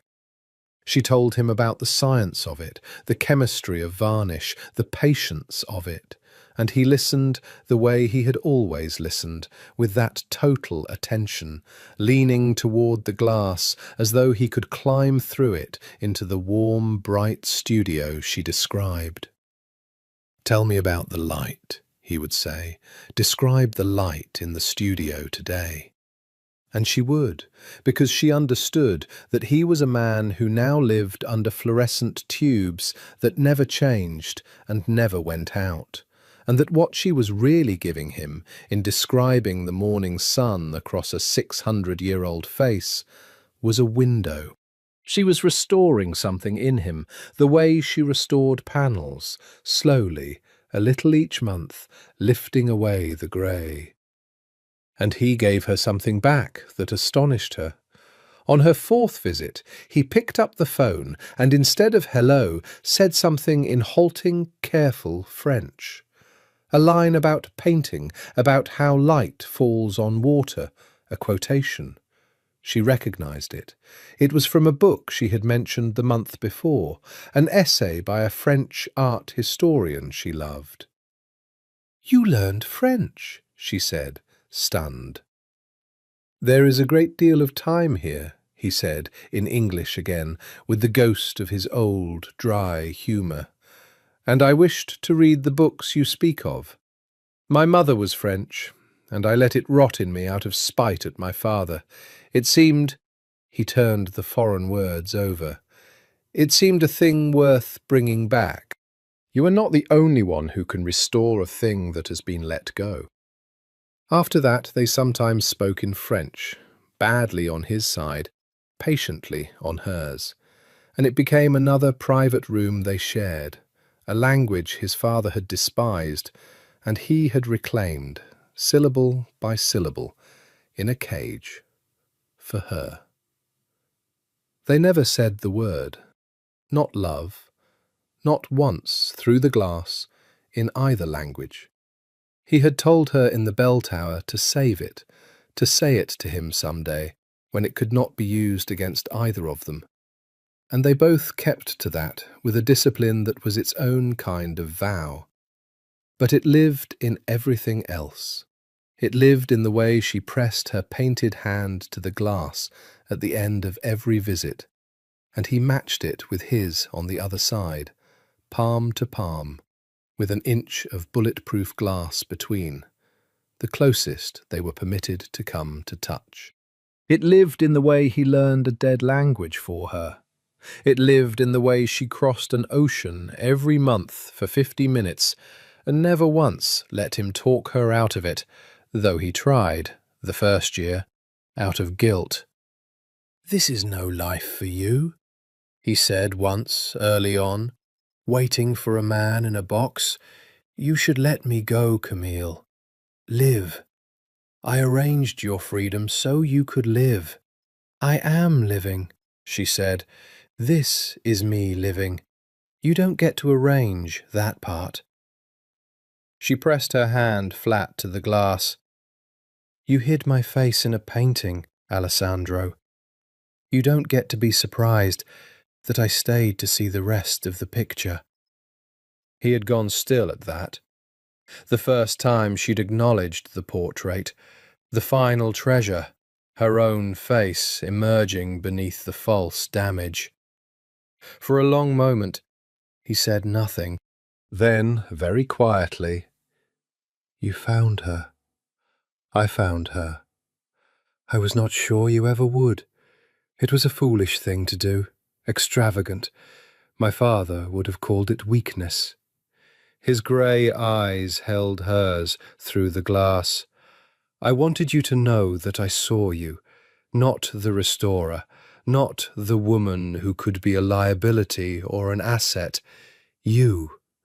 I wanted to put you somewhere safe and permanent and beautiful, where no one could touch you, where you would last 500 years. The corner of his mouth lifted.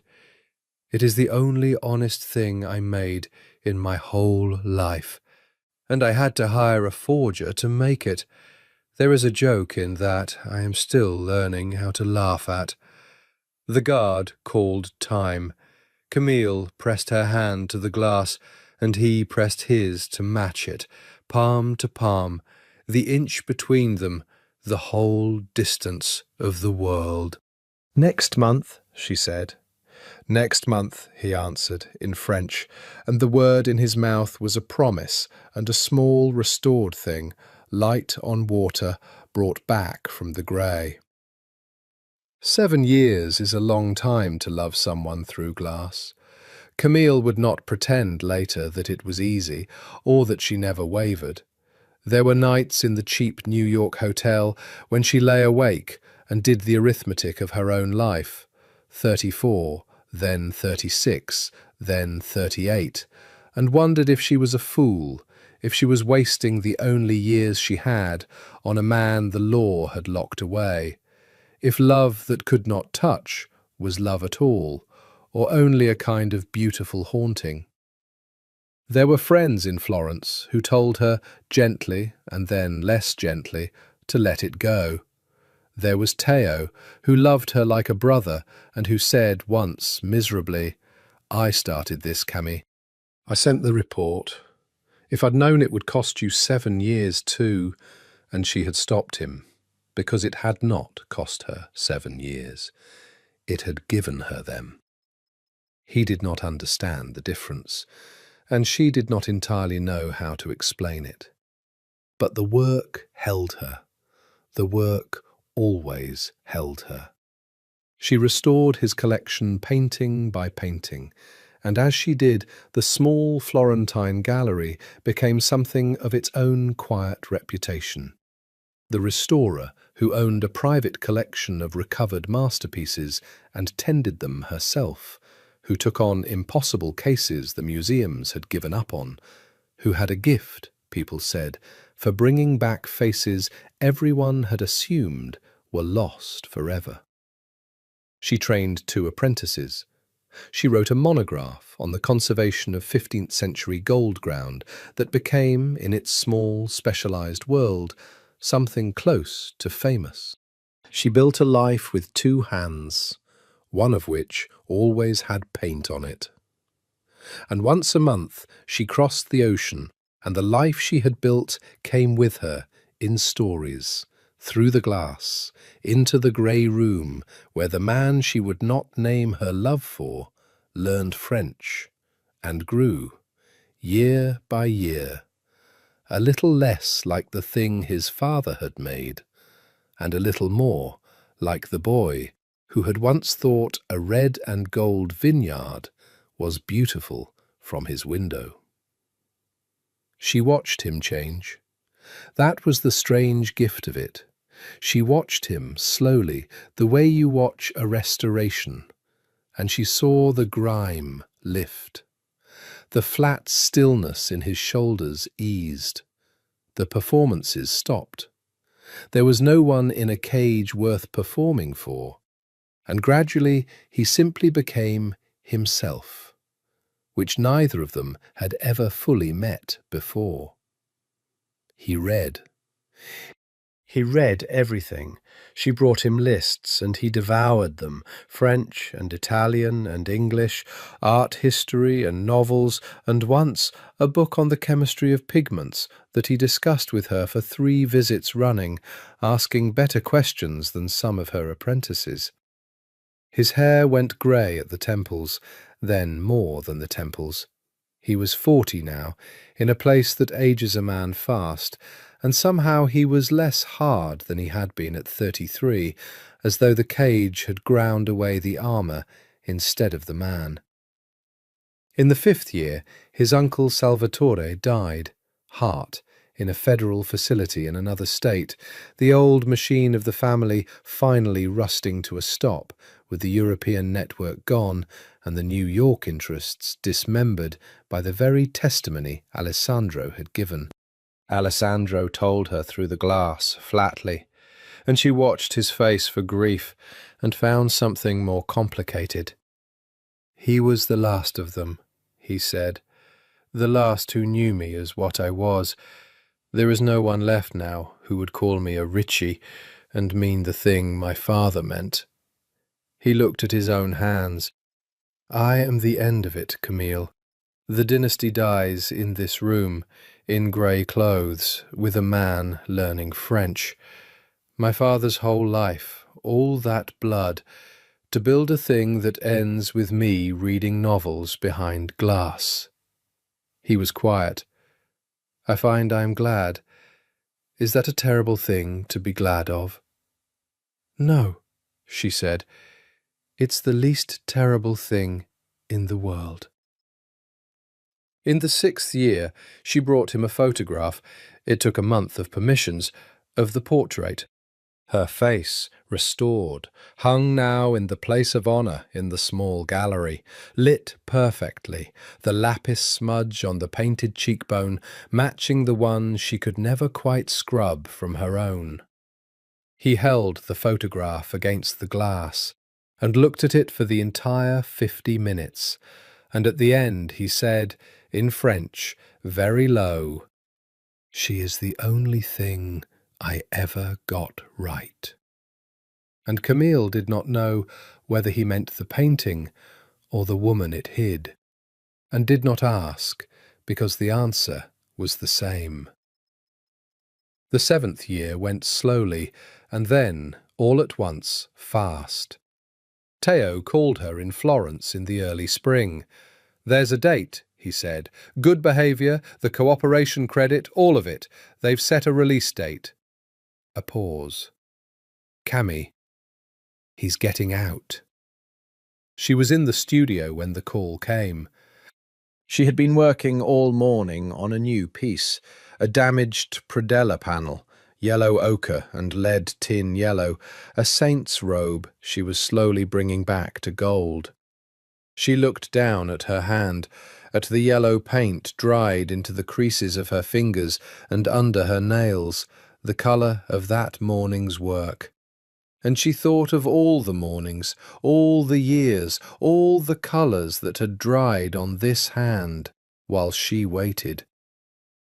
"When?" she asked.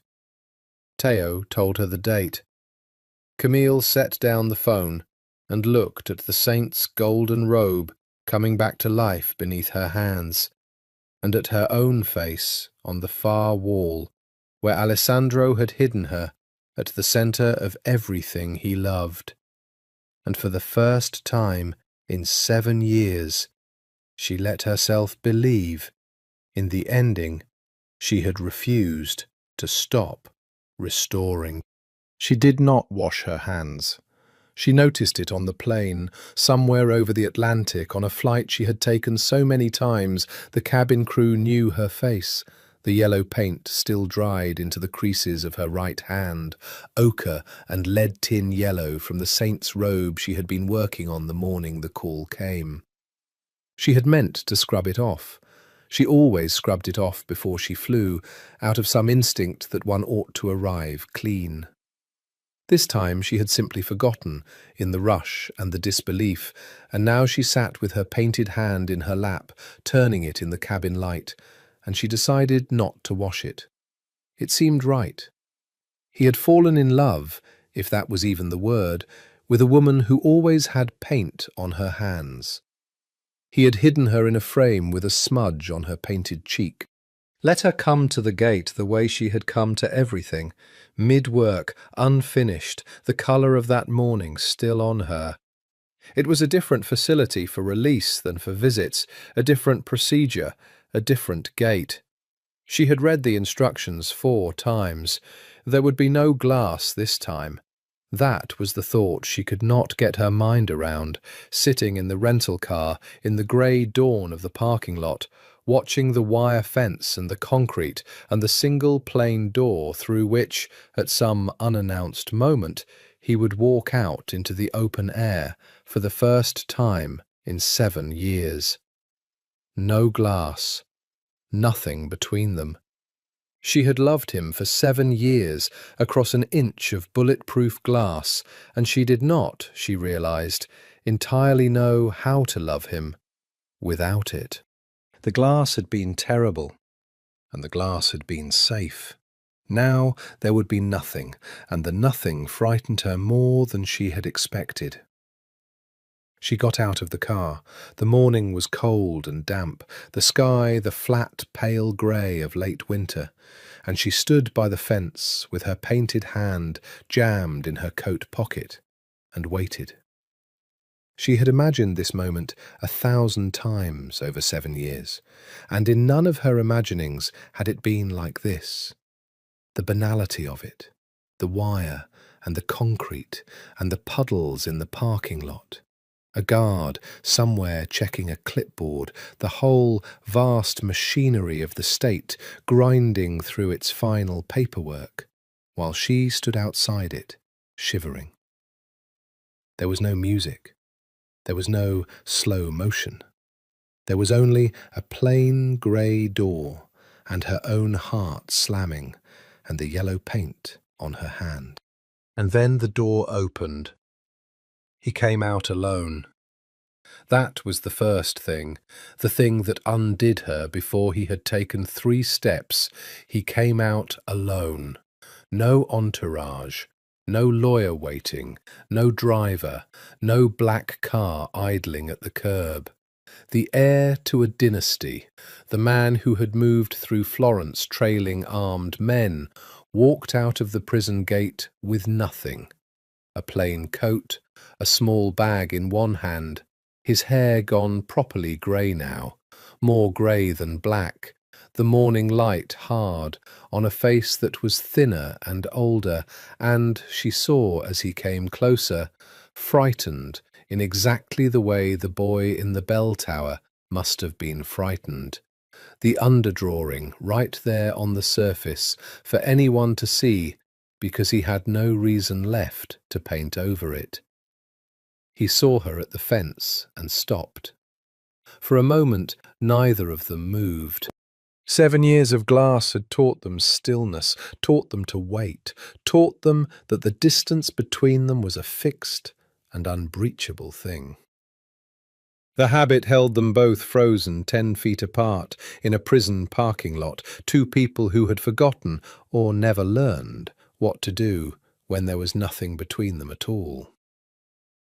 Then he came toward her, slowly, the small bag forgotten in his hand, and he stopped, close, closer than the glass had ever allowed, close enough that she could see he had not slept, close enough to touch, and neither of them touched. He looked down at her, and she watched him search her face, the way he had searched it that first day in the gallery, 7 years and a lifetime ago, with that total, rude, complete attention. And his eyes dropped to her hand, which she had taken out of her pocket without deciding to, and he saw the yellow paint dried into the creases, and something moved across his face that was almost too much to watch. "You're still working," he said softly, not a question, the way the driver had said it the first day. "A wonder." "A new one," she said, and her voice came out steadier than she felt. "A predella panel, a saint's robe. I was doing the gold when Teo called." She turned her hand so he could see it better. The ochre, the lead tin yellow, the morning's colour. "I didn't wash it off. I thought you'd—" She stopped. "You'll like it, when you see it. It's good. It might be the best thing I've done." He looked at the paint for a long time. Then he looked up at her, and the grey eyes were wet, and his voice, when it came, was barely sound. "May I?" he said, and he stopped, because he did not know how to finish it. The man who had spent his whole life taking what he looked at, who had never in his life asked permission for anything, stood in a cold grey parking lot and could not finish the question, because for the first time he was asking, and he did not know the words. Camille did not make him find them. She stepped into his arms before he could finish. He did not move at first. She felt it, the way he went rigid when she stepped into him, his whole body locking, his arms held out from his sides as though he had forgotten what they were for, as though 7 years of glass and a lifetime before that of a love that came with consequences had taught him that to hold something was to endanger it. For one terrible moment she thought he would not. She had crossed the last inch he had never been able to cross, and he stood frozen, with her face against his chest and his arms in the air, and she understood that he was afraid, not of her, but of his own hands, of what hands like his had done, of the permission he had not finished asking for. "It's all right," she said into his coat, which smelled of nothing, of institutional soap, of 7 years of grey. "You're allowed. There's no glass. You're allowed to hold me." And he broke.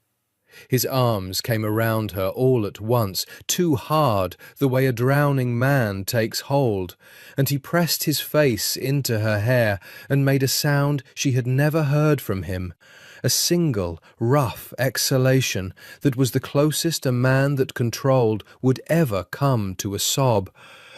And she felt him shaking, this man who had watched executions without flinching, shaking in a parking lot with his arms around a woman with paint on her hands. She held him. She had spent 7 years pressing her palm to glass, and now she had 2 arms full of him, and she held on with everything she had, the yellow paint surely smearing onto the back of his plain grey coat. And she found she was crying too, the both of them, standing in the cold and the damp, holding on as though the embrace were the only solid thing in a dissolving world. "I had a speech," he said at last, into her hair, his voice wrecked. 7 years. I wrote a speech about what you should do now, how you should go home and live, how I am too old and too ruined, and you have given enough. How I would understand." He pulled back just far enough to look at her, his hands coming up to frame her face, paint and all, the way she had framed his in the bell tower. "I had it all written, and you walked into my arms before I could give it, and now I cannot remember a single word." "Good," Camille said. It was a terrible speech.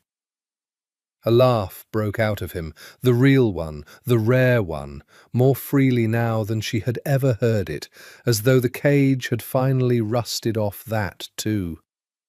"It was a terrible speech," he agreed. He looked at her, drinking her in, the lines around his eyes deeper than 7 years should have made them, and somehow making him more himself, not less. "You did not let me arrange your life this time. I never let you. You just didn't notice." She put her painted hand flat against his chest, over his heart, where he had pressed it that last morning in the tower. "This is the underdrawing. This is the real one. 7 years ago, you told me to say it through glass some day, when it couldn't be used against either of us." She held his eyes. "There's no glass, Alessandro. There's nothing left they can take. The dynasty's gone. The case is closed. You served the whole sentence. There's nothing on earth that can use it against us now." He went very still. "So I'm saying it." Her voice did not shake. "I love you.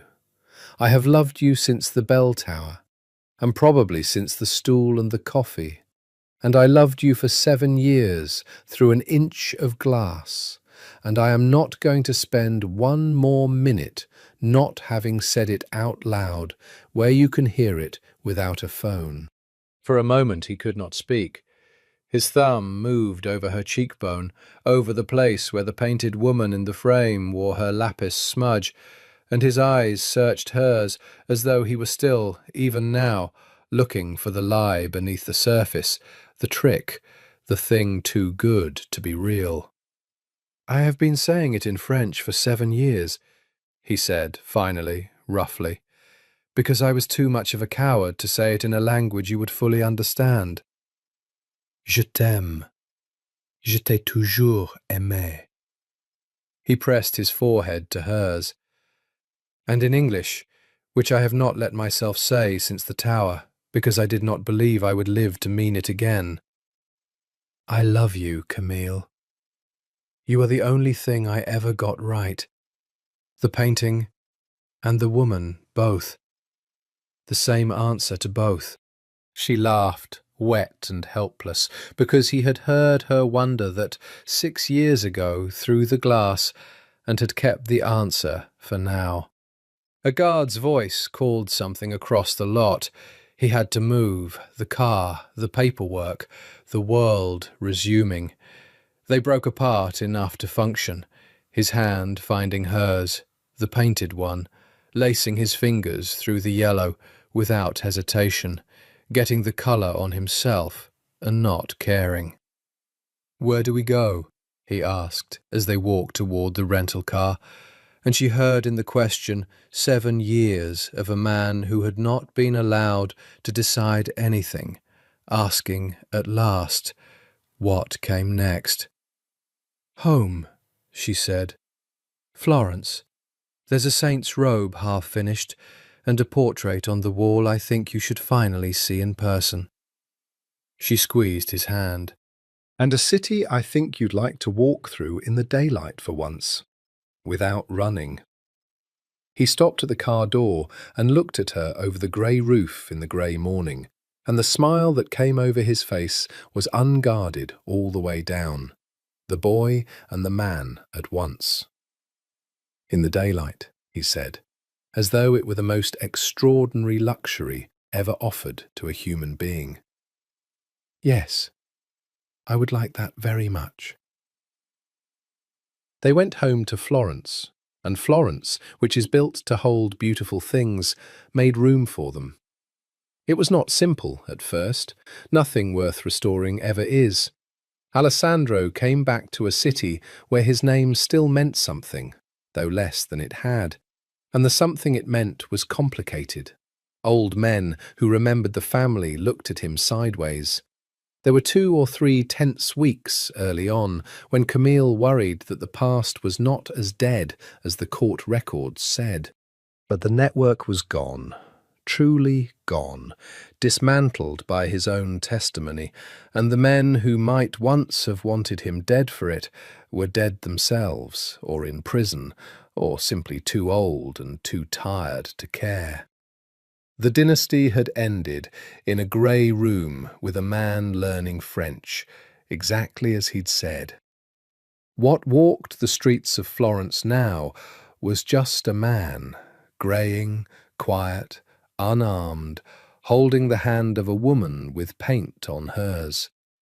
He had to build a self from almost nothing. That was the hard, unglamorous work of the first year, the work no one writes songs about. He had money, the legitimate remainder, carefully kept clean, that Pessoa had managed, but money had never been his problem. The problem was the days. A man who has spent his life being the heir to something, and then 7 years being a prisoner, does not automatically know how to be a person who buys bread and reads in the afternoon and has opinions about which way to walk home. He had to learn it the way he'd learned French, patiently, badly at first, then with a growing and surprising pleasure. It was Camille who suggested the teaching, half as a joke, after he'd spent an entire dinner explaining to her apprentices the historical context of the predella panel she was restoring, the saint, the period, the patron who'd commissioned it, the whole world the painting came from, with a depth and ease that had silenced the table. "You should do that for a living," she said, later, washing dishes. "You know more art history than half the people I trained with." "I learned it for you," he said, "in the cage, to have something to say to you through the glass. And now you have a whole language you learned out of love and nothing to do with it." She handed him a plate to dry. "There's a small university near the workshop. They're always short of people who actually know things. You'd have to apply like a normal person. No one would open a door for you." He had looked at her with something like terror and something like hunger. The two expressions she now knew were, in him, almost the same. "I have a record, Camille. I am a convicted. You're a man who served his sentence and happens to be the foremost living expert on a private collection of recovered Renaissance masterpieces," she said, "which, conveniently, you can take your students to see, owned by his wife." It was the first time either of them had said the word wife, and it hung in the steam of the kitchen, and neither of them took it back. He got the position. Not easily, not without an uncomfortable interview where his past sat on the table between him and the hiring committee like an object no one wanted to touch. But he got it. A few hours a week at first, a seminar on Florentine painting of the Quattrocento, taught by a greying man who brought his students twice a term to a small private gallery to stand before the real thing. His students adored him. He was demanding and dry, and occasionally, unexpectedly, moved. He could not get through the lecture on Fra Angelico without his voice changing, and none of them understood why. And Camille, who sometimes sat in the back, understood exactly why, and never said. He kept the books for her workshop. That was the other thing, the strange, domestic, almost comic thing, that the man who had once helped run a money-laundering network spanning a continent now sat at the kitchen table on Sunday evenings with a ledger and a cup of coffee, reconciling the small, honest accounts of an art restoration studio, the invoices for solvents and gold leaf, the modest fees, the apprentices' wages. He was meticulous about it. He was, she teased him, the most overqualified bookkeeper in Tuscany. He took it, every euro of it, as seriously as he had once taken arrangements worth millions, because this money was clean, every cent of it earned by beautiful work honestly done, and he had spent his whole life wanting to be near exactly that, and never believing he was allowed. They married quietly, in the second spring, in a small church, not San Nicolo, where the bell tower was. That one they kept for themselves, climbing it once a year on the anniversary of the night the world fell apart, to sit in the high air and look at the city and say nothing. They married in a plainer church, with Theo there, standing up for her, having long since made his peace with the man he'd helped imprison. The two of them grown into a wary, real friendship, built on the one thing they had always shared, which was loving Camille. There was no dynasty at the wedding. There was no money on display, no power, no fear. There was a greying man who taught art history, and a woman with paint on her hands, and a handful of people who loved them. And afterward they ate ribollita and drank Chianti and argued, the new family of them, about recipes. It was, Camille thought, looking around the table that night, exactly the kind of ending she had spent her whole life believing in, the kind that comes only after the long, patient, unglamorous work of staying. You do not abandon the ruined surface. You stay through the years it takes, and one day the true face comes back. 3 years into the new life, on an ordinary autumn evening, they cooked together and argued about ribollita. This was a recurring war, conducted entirely in love. The argument was about the bread. Camille, who had learned the dish from a Florentine neighbour and considered herself the authority by adoption, insisted the bread must be properly stale, days old, torn rough, added late so it kept some texture. Alessandro, who had eaten ribollita made by his grandmother before his father had taught him to despise soft things, insisted with the absolute conviction of childhood memory that the bread must be cooked down until it nearly dissolved, until the whole thing was a thick, almost solid mass you could stand a spoon in. Neither would yield. They had been not yielding for 3 years. It was one of the great pleasures of both their lives. "Your grandmother," Camille said, standing at the stove in the gold light of the kitchen, was overcooking it.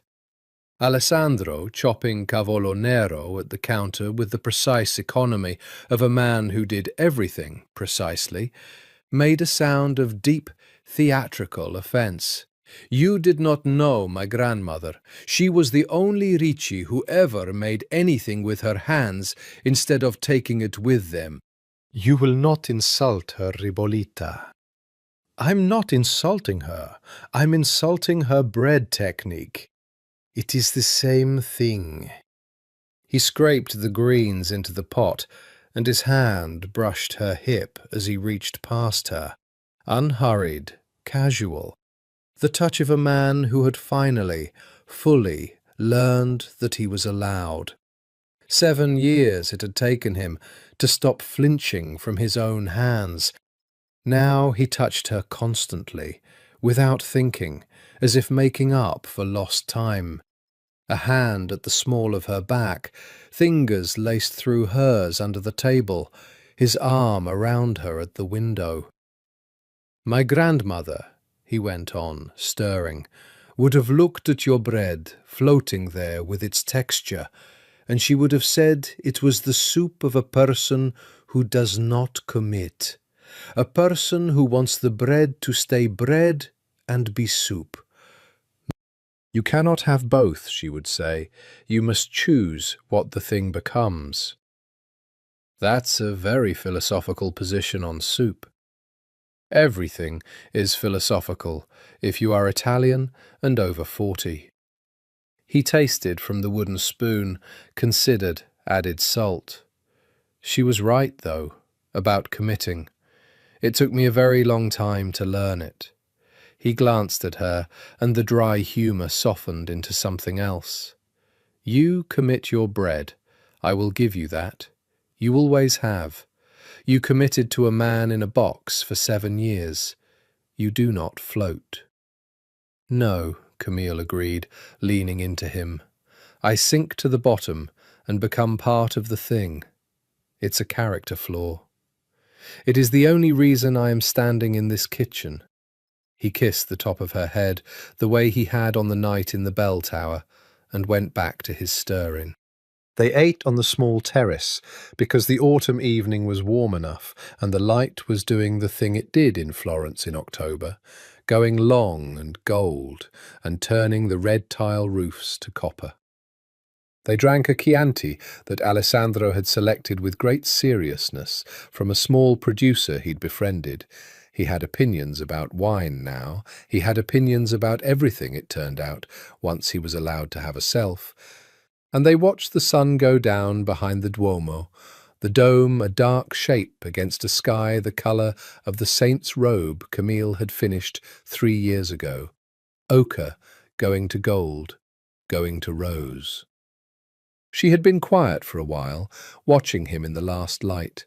The grey hair, the lines around his eyes that the 7 years had cut and the 3 years had not erased. The way he held his wine-glass loosely now, a man no longer braced against anything. She thought about the first day, the gallery, the cold grey eyes that had not looked away from her face. The man who had moved through his own house like a guest who wasn't sure he was welcome. She thought about how far the surface had been from the underdrawing, and how long it had taken, and how worth it the years had been. "Can I ask you something?" she said. "You may ask me anything." He said it simply. It was a small marvel, 3 years on, that he meant it, that there were no longer any rooms in him locked against her, no map hidden in any frame. "Do you regret anything?" He did not answer quickly. That was one of the things she loved most about who he had become, that he took questions seriously now, turned them over, gave them their due weight instead of deflecting with the cold, quick certainty his father had drilled into him. He looked out at the city, at the dome going dark against the burning sky, and he thought about it, really thought, the wine forgotten in his hand. "About what I did," he said at last, slowly. "Yes. There is not a day I do not regret it. The man in the warehouse, the ones after, the orphans I made. I will carry that until I die. And I should, and I do not want to be a man who has made his peace with it, because a man who makes his peace with that becomes my father." He turned the glass. "I taught a seminar today on penitence in Renaissance painting. The penitent Magdalene, Saint Jerome beating his breast with a stone. The students think it is history. I think about it every day of my life. So, yes, I regret almost everything I did." "Almost?" He looked at her then, and the gold light was on his face, and the grey eyes that had once been the coldest thing she'd ever seen were warm all the way down. No varnish, no mask, only the underdrawing, only the real one. "About meeting you," he said. "No. That is the only thing in my whole life I do not need to rewrite. Everything else I would do differently if I could. Not that. Never that." He reached across the small table and took her painted hand, the one that always, still, had a little colour on it. And he held it the way you hold something you have been given undeserved, and intend to spend your life trying to deserve. "You are the one page I would leave exactly as it is." Camille turned back to the painting propped at the edge of the terrace, a new one, a small private thing she was making for no patron and no museum, just for the two of them. And she hid a smile in the small brush she had not quite put down, the way she could never quite put down the work. Outside the window, Florence darkened gently toward night, the lights coming on across the hills, the river catching the last of the rose. The city had held a great many stories in its long life, wars and plagues, betrayals and dynasties, men who watched executions and called it love. It had room for this one too.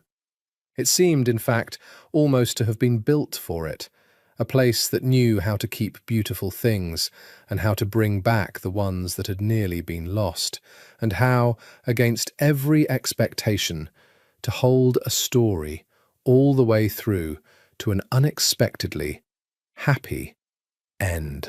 Years later, though not so many, they did not waste the years they had left, having learned exactly what years were worth. A young woman came to the small Florentine gallery to interview for an apprenticeship. She was nervous, talented, badly dressed in the way of people who have spent all their money on their education and none on themselves, and Camille recognized her instantly, because she had been her 20-some years before, arriving in Florence with holes in her shoes and a head full of brush-strokes. The young woman walked through the gallery the way Camille had walked through the Ricci collection that first day, slowly, chin tilting up, forgetting to be nervous in the face of so much beauty. She stopped, the way they all stopped, before the portrait. The woman with the wide mouth and the asymmetric eyes and the small scar through her left eyebrow, the lapis smudge on her painted cheekbone, the face that anyone who looked from the painting to the gallery's owner would realize with a small shock were the same face, decades apart. "This one is extraordinary," the young woman said. "The condition, it's perfect. And the face." She looked from the painting to Camille and back, and flushed, and did not quite dare to ask. 16th century, Camille said, which was true of the panel. Restored about 20 years ago.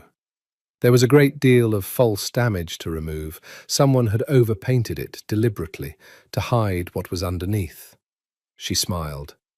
Whoever made it wanted to be sure that only a real restorer would ever find the true face.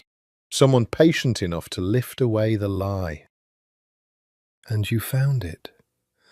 "I found it."